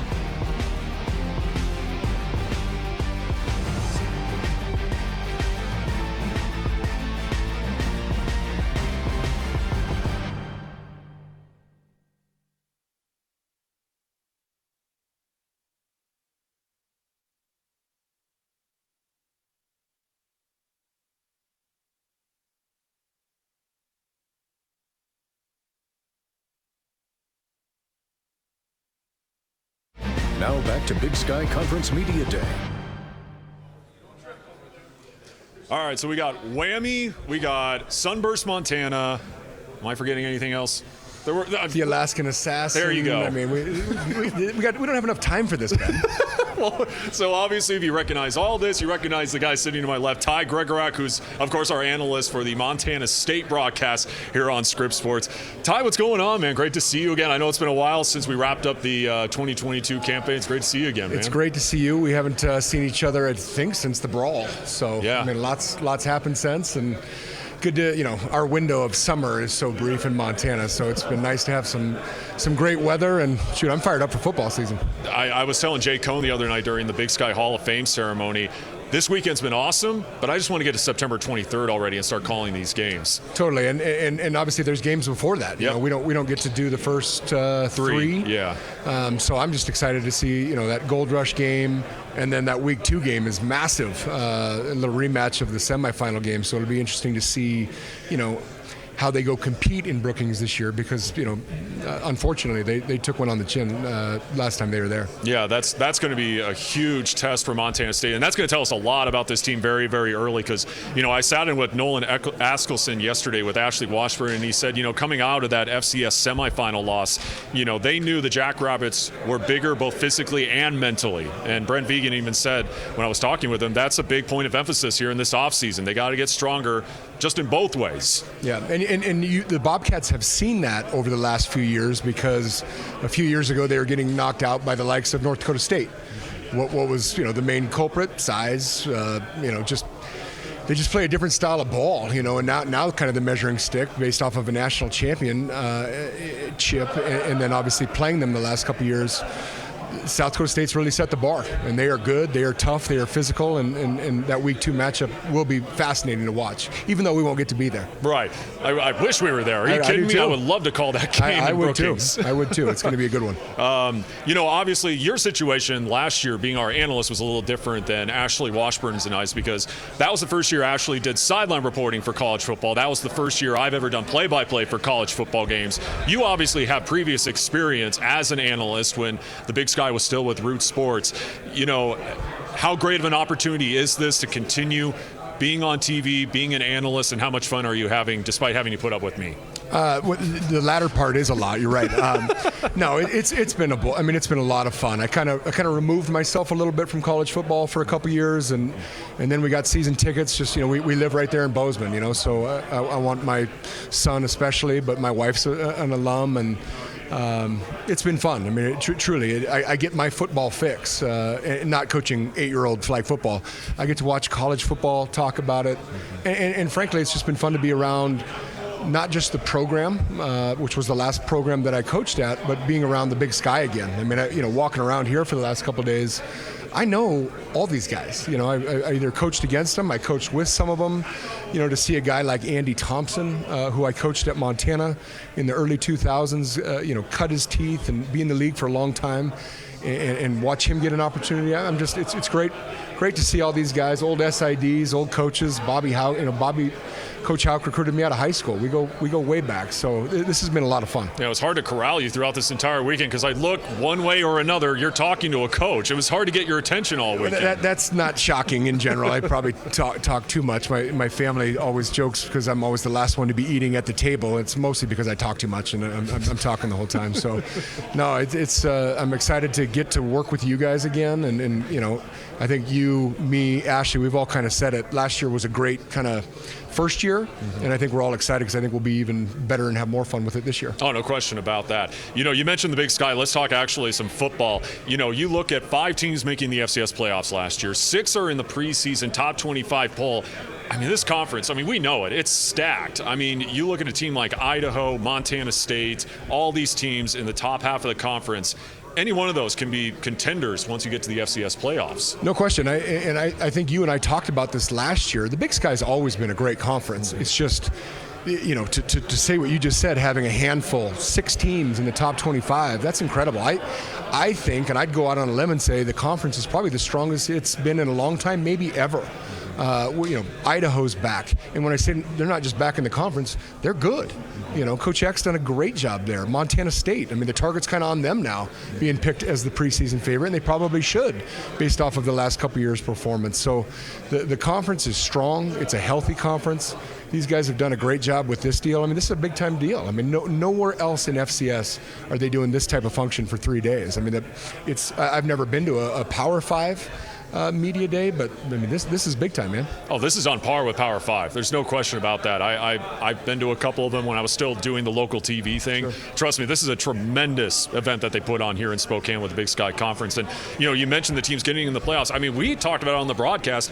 UC Davis, if they beat Sac State in that final game, they probably got 6 teams in the FCS playoffs. Yeah, no, it's kind of, I kind of relate it to 3-4 years ago, where the Missouri Valley was always getting 4 to 6 teams, and you're like, is this conference that good? But when you've got 1 or 2 of the best teams in the country, and then other teams that are also playing well and occasionally beat one of those teams throughout the season, you should represent the conference with a bunch of teams, and you saw it last year. And frankly, Idaho made the playoffs for the first time in a while, and that was a great game. They were a couple plays away from moving on to the next round. So again, I think that the league it's a great league. I've always thought it was a great league.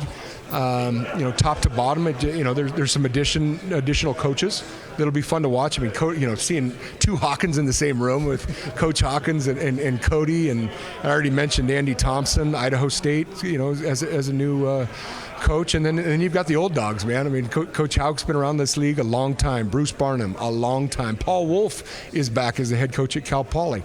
He's been around the conference a long time. So I don't know. It's going to make for a wonderful, wonderful 2023 Big Sky football season. All right, talking about the team that obviously will be calling this season for Montana State. You being a defensive guy, you lose guys like Ty Okada and Callahan O'Reilly on Montana State. Nolan Askelson, we've been told multiple times last year, he was kind of like a third starter I love on that guy. team. I love that guy. No, I know you do. I'm sure you're glad that they brought him here this weekend here to Spokane. But what do you envision for this Bobcat defense here in 2023? Yeah, I think old Seabass, Sebastian Valdez up front, has kind of established himself as the war daddy, the bell cow of the front, and with help. I thought Kenny Iden out of Bozeman made great strides last year, and when he got his opportunities, was extremely productive. You kind of hit the nail on the head. They lost the corner in James Campbell. Ended up doing a nice job, had to transition from receiver, but a skilled kid out of Florida. You lose Ty Okada and Callahan O'Reilly. Not just from a production standpoint is that a huge loss, but just a leadership. Those guys were, they had it between the ears. Every time you heard them talk, they're just, which is a compliment to Coach Vegan. And players are extensions of coaches. And when those guys would address us in the media, you could just tell there's a quiet, calm, collected mentality where, they expect to win now, and that wasn't always the case at Montana State not too long ago. And I mean, shoot, I was thinking about it, Ben. The Cats haven't lost a home game since October of 19, and obviously there's the COVID situation, but I mean they're on a tear, and to figure a first-year coach or a second, or this would be his third year, but the run he's been on, to be 24-5 after 2 seasons, and then you evaluate those losses, you're going, well, Oregon State, Wyoming, 2 Division I opponents, South Dakota State in the semifinals, North Dakota State in the national championship, and then an away loss against the heated rival in Montana. Those are his 5 losses in 2 years. So I just think they have a staff. They, as a staff, have done a great job. Something that you might not even ask me about it, but they lost a couple key coaches too. And I say that because Montana State has made a living on running the football in the last few years, well, longer than that now. And you lost Brian Armstrong, who was leading that offensive line for half a dozen years, and then Jimmy Beal in the running backs. Those are big losses, and I know they're still going to hang their hat on running the football. I'm excited to see how Taylor Housewright and the offensive staff continues to develop the offense, in particular the throwing game. Oh, no question about that. It'll be interesting to see how Tommy Millan and Sean Chambers kind of continue to emerge in that passing game. But you mentioned the running game. I mean, my goodness, Marquis Johnson, Lane Sumner, even though he's kind of in and out of the lineup, we know he can make big plays. He's a player. Elijah Elliott. I mean, you got a couple options, and obviously with Tommy Millan and Sean Chambers can also run the heck out of the football. Well, they finished second in the FCS last year at almost 312 yards, and they didn't even play with their All-American running back who's now transferred twice in Isaiah Fonse, and he's landed at Cal. And I mean, as a guy that recruited him and helped bring him into the program, I wish that guy a ton of success. But yeah, a healthy Lane Sumner, that kid's a good player. They've still got a stable of backs back there, and frankly some veteran offensive line. So I don't know if they can get 312 again this year to average, but I know they're sure going to try. Yeah, no question about that. And you mentioned Nolan Askelson too, because I asked Brent Vegan, without those leaders in, Ty Okada and Callahan O'Reilly, has Nolan kind of stepped up a little bit in the leadership category? And he said he absolutely has. So it'll be really interesting to see how he performs this season, not only on the field, but just takes more of that leadership role. Well, linebacker's always going to have a special place in my heart. I mean, that's what I played. That's what I got to coach forever. And Coach Daly does a fantastic job. I wouldn't be shocked that 3-way rotation that they've had the last couple of years. I wouldn't be shocked if there's still a 3-way rotation because I've heard McCade O'Reilly has really stepped up. I mean, the kid is fast. He's got a good nose for the football. So, and frankly, the Daly kid will probably get some reps too as a good young prospect in that linebacker core. So, yeah, it's cool for me to see Nolan. He's overcome some injury. He's a Billings guy. He got that legacy number in 41. Danny, you can play. It'll be interesting to see how he, the progression he's made from last year to this year. Get to see. We saw McCade towards the end of the year, and I'm going to say it, one of the best Irish names in all of football. I knew it was coming. Callahan O'Reilly to McCade O'Reilly. I mean, it doesn't get any better than that. So, I think with a guy like Bobby Daly, who's an alum, great player himself, and a great coach, that linebacker core will be great. All right, in 20 or so seconds, that road schedule for Montana State, that's going to be it's a brutal road schedule, but again, that's going to be a huge test for this team. They're playing the best of the best on the road. I mean, it's starting with South Dakota State, not even a conference game, but yes, you look at the first game we get to do, Weber State. They're on the road in Missoula. Sac State we don't get to do because ESPN2 picked it up, but they're playing the best outfits in this league on the road. So, but I mean, hey, you look at the 2-year history of Brent Vegan. Those guys are road warriors. It's a business trip mentality, and they've had a lot of success on the road.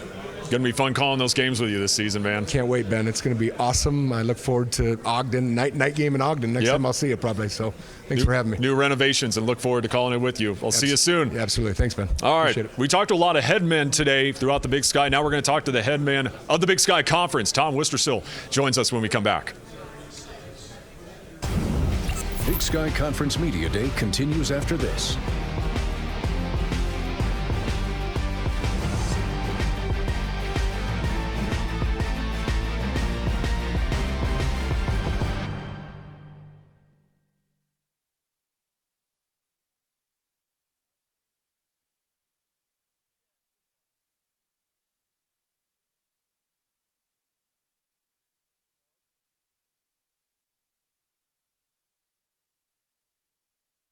Now back to Big Sky Conference Media Day.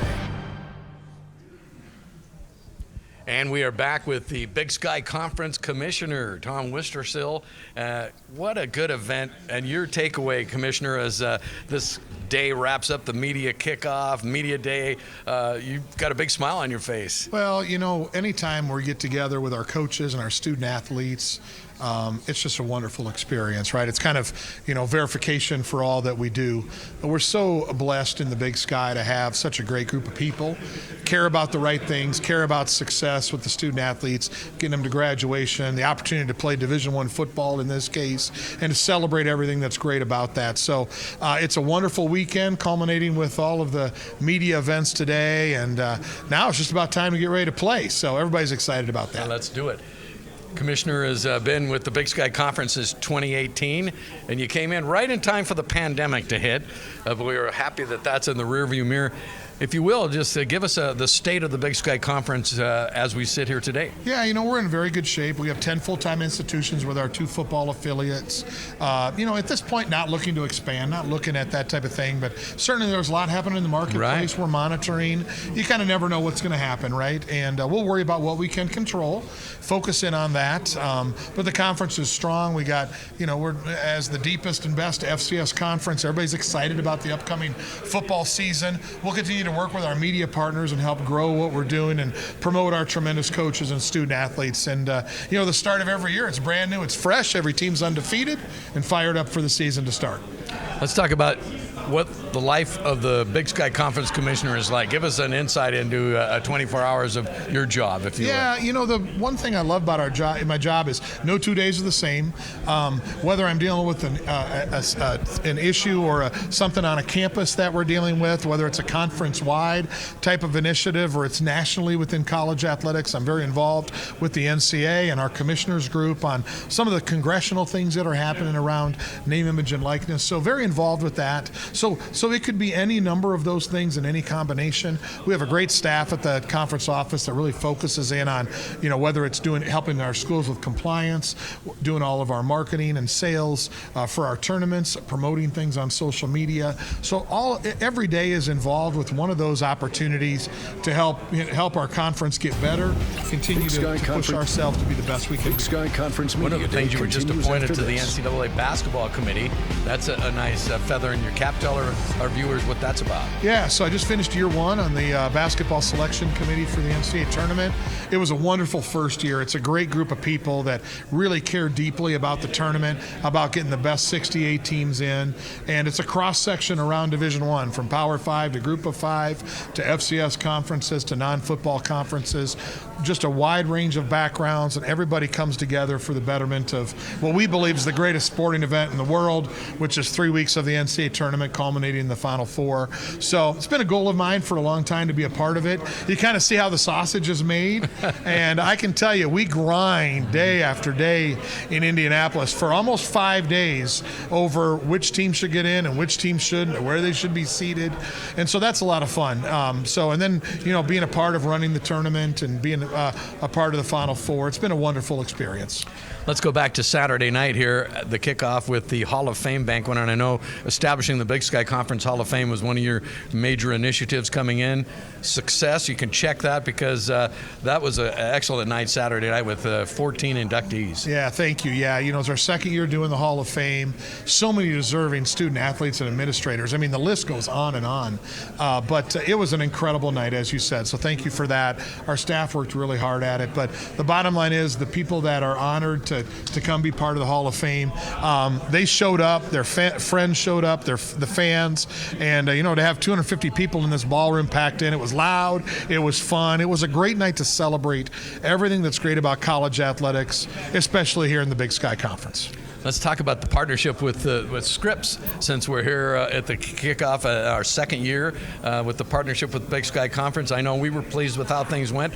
What's your assessment? Yeah, it was a great first year with Scripps. Thank you for the partnership and being able to promote all of our teams across the Big Sky. Obviously the state of Montana is really important to the Big Sky, and both schools are very important to us, and the reach and scope of the state is vitally important to our success. And it's great to have a partner like Scripps that understands the state, is able to promote everything that's great about those two wonderful universities. Looking forward to year 2 being even bigger and better. So thank you for that. And this is a hands-on commissioner, by the way. You have this initiative where it's compete against the commissioner. I'm going to mention what I've got in my notes here. You did a little weight throw at Montana State. You did softball. Very poorly. You did the shot put. You played volleyball. What's that experience been like? You know, it's been a way for me to connect with our student athletes on a little more personal level. Right. I come to their practice, participate in what they're doing. I played college basketball 35 years ago, so at least I felt okay stepping in the gym. But the other sports, wow, some of that stuff you really take for granted. For example, when I'm with the volleyball team at Portland State and I'm at the other end and one of their players is serving at me and they're serving this knuckleball that's coming about 5 different directions, I was just lucky that it didn't hit me in the face. Just trying, they make it look so easy. They just kind of stick their arm out and they're able to hit it to the setter. And I'm just trying to make contact with the thing. I felt like I was up against Phil Necro out there trying to hit a ball. But it's been a fun way, like I said, for me to connect with them, and they get to see how the commissioner is just a normal person, and to be able to support them in their endeavors, because every sport is important to us. And sometimes some of those sports don't get the notoriety, but it's been a lot of fun hanging out with them.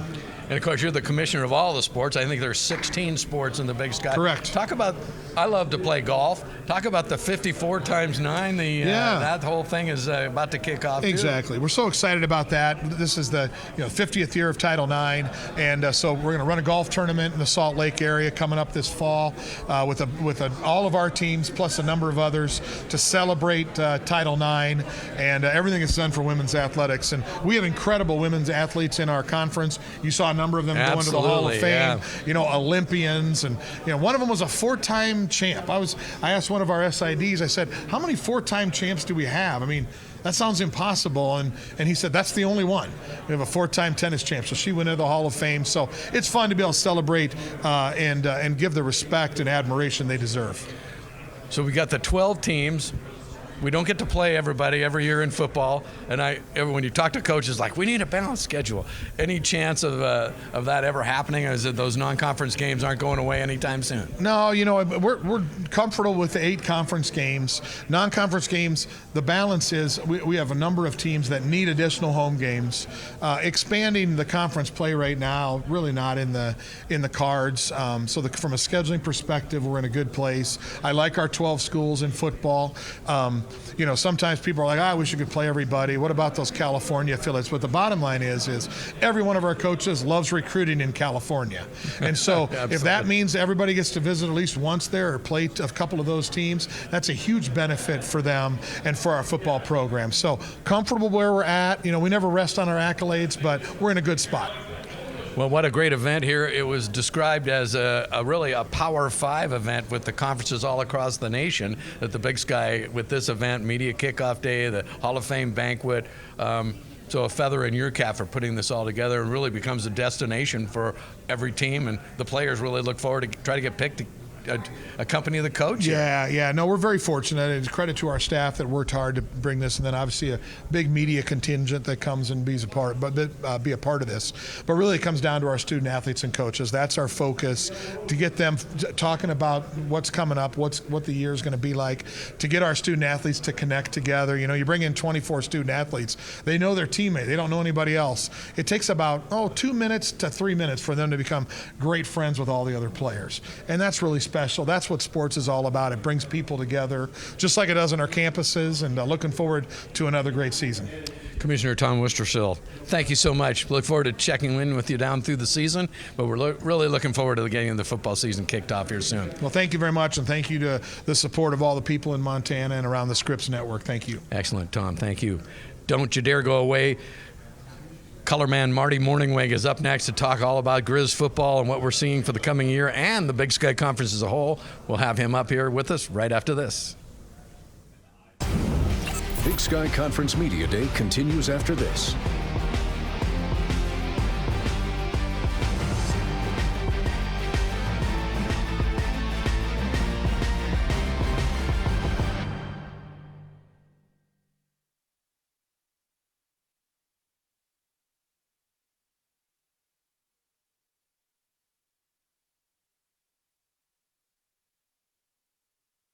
Now back to Big Sky Conference Media Day. And we're back. Just a few segments left here as we cover Media Day at the Big Sky Conference kickoff weekend. Joining me now is color man extraordinaire Marty Mornhinweg, Grizzly Hall of Fame quarterback, NFL coach, and all ears and all eyes this weekend, Marty, here at this event. Your takeaway of this big weekend for the Big Sky Conference with the season about a month away. What a great event, Jay. I will tell you, impressive event. And what impressive young men we have playing football in the Big Sky Conference. I mean, both on the field and off. Quite impressive young men. And then how about the coaches? What great head coaches and their staff. We got a brilliant set of coaches in the Big Sky Conference, starting with Bobby Hauck and his staff. And we have 4 new head coaches this year, which is always difficult to change coaches, but some of these coaches are coming from the outside. Some of the coaches are moving from one Big Sky team to another. But I think fans take it for granted. Oh, new head coach, things are going to be awesome, but there's that thing called chemistry that's intangible. Well, that's right. One of my goals, Jay, coming here was to meet all of the coaches, but especially the new coaches. First of all, make them feel welcome. Second of all, sort of talk to them just a little bit and see where their mentality of rebuilding typically, except for Sac State, but rebuilding, how they're going to go about building their football team. And so that was fascinating to be able to talk to all the head coaches here at the Big Sky Conference Media Day. Let's talk a little bit about your summer. You offer a free quarterbacks camp for some of the top high school quarterbacks in Montana, and I know you look forward to that every year, and you just wrapped one up, but tell us about the state of high school quarterbacks in Montana. What's your take? Jay, thank you for bringing it up. We call it Camp Marty, and so it's specifically for quarterbacks.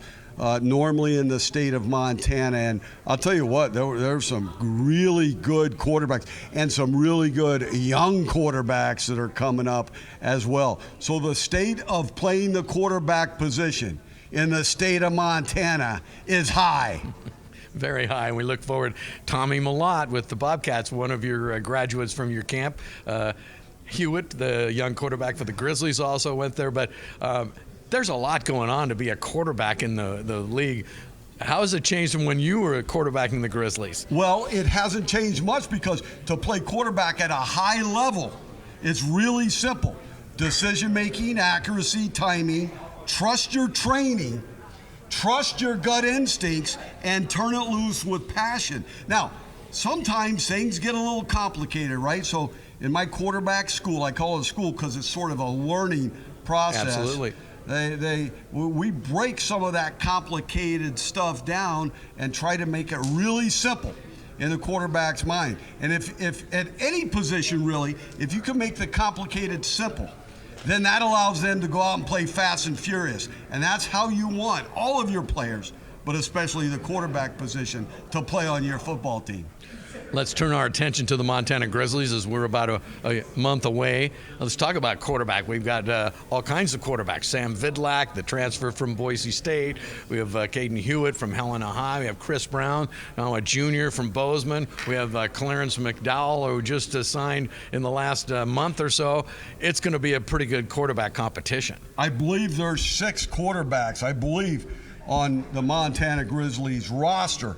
So that quarterback room, they need to double the size of it, because typically the quarterback room is pretty small. You may have 3 or 4 fellas in there with a coach now, so they're pretty big. But competition at any position, but especially the quarterback position, it raises the level of play for every. You better be on your game every day that you go into the Grizz facility to win that job. So it'll be fascinating to see what happens not only with the Montana Grizzly football team, but specifically at the quarterback spot, Jay. And it's just one of many, competitions for starting positions with the Grizz. Running back, they got a stable of running backs. It'll be interesting to see who emerges. And defensively, we've got, have to replace Patrick O'Connell. We've got Marcus Wellnow moving on. And we got a new number 37 with Giancarlo. Your assessment of how the Grizz are looking defensively? Giancarlo. I just love saying the name. Giancarlo. pronunciation is so important. I know I've been there. It's been a long time since anybody's pronounced my last name correctly. But moms and grandmas, they know who it is. All right, so let's talk. First of all, let's go back to the offense. That big old line of the Montana Grizzlies. And A.J. Forbes, the center that was here, I talked to him earlier. Yeah. They're all coming back. So what a positive there. Now on defense, they've got to replace some great players, but it looks like the Montana Grizzlies are just simply reloading. Now the coaches, right? Ronnie Bradford, right? Timmy Houck. Now those are two fantastic minds. Those are NFL type minds. So Timmy is an analyst, so he'll be ahead of the game. And it looks to me like the Montana Grizzlies defense will be sort of ahead of the game on Sunday and Monday going into that next week. So what a great outlet Timmy will be for Ronnie Bradford and that new staff. And then on the offensive side, staff-wise, Tim Rosenbaugh has moved over to the analyst and director of high school relations. What a great move for him. And then Brent Peace comes up to coordinate the thing.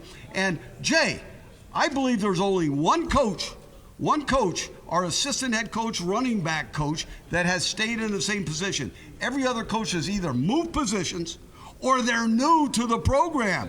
So that will light a little fire under both coaches and players. That's going to be really, really interesting to see. You talked about chemistry.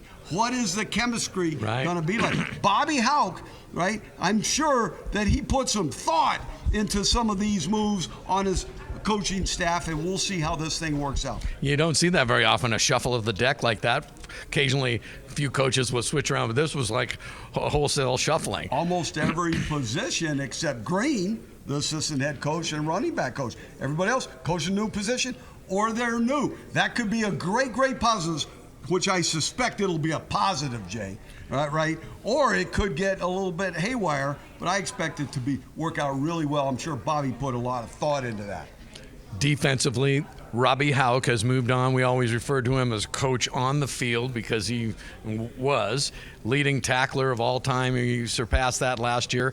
It's going to be different for Grizz fans not to see Robbie out there because he's been such a stalwart for years. Yeah, Robbie, what a great player, legendary player. Of course, the nephew of the hitter, Timmy Houck, who's now back on the staff after, 12 or 13 years in the NFL, and then a whole host of different college and pro coaching stops for Timmy. So I'm just so excited about the Montana Grizzlies' upcoming season in 2023. That makes two of us, and it makes the whole nation of Grizz Nation excited. Now let's talk about the face of college football and the transfer portal. I mentioned this with Coach Houck in that just in the last couple months, the Grizzlies have signed a punter. They've signed a kicker. They've got another quarterback coming in. They've got receivers. They've got linemen. The transfer portal on display in that this is the new normal. It is, Jay. It's really transformed college athletics, especially football. It is like 24/7, every day of the year. You're involved in some recruiting. It used to not be that way. So is it a positive or a negative? There's a lot of positives to it, and there's some negatives. So I suspect that they'll rule-wise sort of try to make it just a little bit more fair with the portal as we move on. But you can flip a team from bottom to top very quickly because of the portal. Now, you've talked about chemistry. What does that do to your chemistry? You bring in a whole host of guys from the outside in. Could be brilliant, or it could be, boom, the bomb goes off. So we'll see what some of these teams and how they react to all of these portal-type acquisitions. How about the NIL, the name, image, likeness? They didn't have that when you played, but they definitely have it now. A lot of people, if you look at the Division I football, they say, oh, the halves are, the teams that can pay the most, they're going to win, it's pay for play now. And I don't know if everyone realizes the landscape has changed in that regard as well. Yeah, it really has, hasn't it? I mean, you need to hire a financial advisor when you're a college player now. So I look at, I love the NIL. I love it. In fact, for my Master's of Science, I did a research thesis on whether or not, college student athletes, scholarship student athletes should receive a stipend included in their scholarship for laundry money, pizza at 11 o'clock at night, those type of things. And it was overwhelming yes, by the way. But now we've gone way beyond that, and I love it. I think it's important. However, I think there's probably going to be some rules garnered to make that thing just a little bit more fair, because, like, let's take the NFL. It's all about parity, right? All the rules are installed for parity. In college, the rich may get richer with this type of system, so we'll see how that works out. Let's talk about polls. We saw the coaches poll and the media poll. As a coach, as a player, do you put any stock in those? No. Idaho was ranked, eighth last year? Right. And kaboom, talk about going from the bottom to the top. So I think back in the early 80s, we won a Big Sky championship when we were ranked down at the bottom. You were picked last. Maybe last. They didn't know. See, that lit a fire under us because we did it basically on guts. But I will say the polls, throw them out the window. I saw the media poll and the coaches poll. Quite different. Right. Quite the different. Coaches poll and the monitor behind us. Yeah. One constant, though, the Bobcats are up there number one in both polls. Well, the Bobcats, they got both polls, a lot of first place finishes, and then there was a big separation to anybody else. So Montana State, barring injury, should be able to make another run because they're a well put together team. They're well coached, and they've got not one but two legitimate high end type of quarterbacks. And so if they can keep those quarterbacks and keep the important positions of their team healthy, I would expect them to make another run. We're about to make another run through the conference season. Marty, looking forward to a great season ahead. Teammate, it was so good to see you again here at the Big Sky Conference. Wasn't it fun? It was awesome. Marty Morningweg, our first conference game, by the way, coming up September 23rd against Northern Arizona, your old stomping ground. The Lumberjacks. I coached there twice. I met my wife there. I think we might hop in the truck and make a road trip out of it so we can spend a day or two extra, Jay. I'd like to be the fly on the wall of the cab of the truck. Marty, always fine talking to you. Always fun stuff.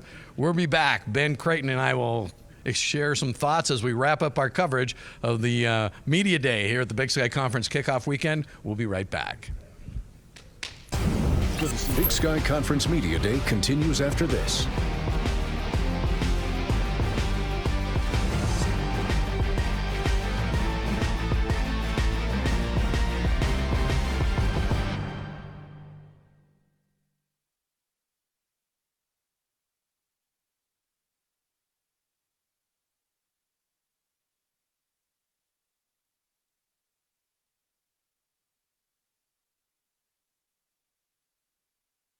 Now back to Big Sky Conference Media Day. Well, we're the last one standing. Ben Creighton, Jay Cohn, Grizzlies voice of for the Scripps broadcast, and Ben with the Cats. Your takeaway from this great event today was really fun. Oh, no question. And this is going to be another fun season. You just look at all the talent that all these teams have here in 2023. I mean, this is just going to be another fun season. Obviously, I know you're excited to call the Grizz again. You get going September 23rd at NAU like you and Marty were talking about. Right. We get rolling later that night at Weber State. And the cool thing, too, every single Big Sky team will have at least one game on Scripps this year, which is different from last year. So, again, this is going to be so much fun. Let's just get to September 23rd, please. Right, as you said, let's just fast forward to September 23rd. Mm-hmm. Yeah, the Cats play Weber State right off the bat. Mm-hmm. Sac State plays Weber State. No. Who did Sac? Who's Sac State? There have been so many. They play schedules. Idaho right. That's off right. the bat. That's right. So we're going to get and the Grizz play NAU. So we'll get a good chance to see how things are shaping up early. But your takeaway from this event? Just a tremendous event. You know, obviously Tom Wistrcill and the rest of this Big Sky Conference do a phenomenal job. The Northern Quest Casino, the first year hosting this. Right. Tremendous weekend. Like you and I have talked about so many times, this is like a Power 5 media day and really a media weekend. So this has been a fantastic weekend. And again, I know I sound like a broken record at this point. I'm ready just for the season to start. It's great working with you. We were on opposite sides of the broadcast booths usually, but today it's been a good tag team effort with Ben. And what a great event. And you fans, this is just the tip of the iceberg. We're ready to play some football. Conference season starts on the 23rd of September when we've got those non-conference games to really get those teams raring to go. So hopefully you enjoyed our coverage here of the Media Day Big Sky Conference kickoff weekend. For Ben Creighton, Jay Cohn, and a host of others behind the scenes, thanks for watching, and let's play some football. What do you think? Seriously, let's do it.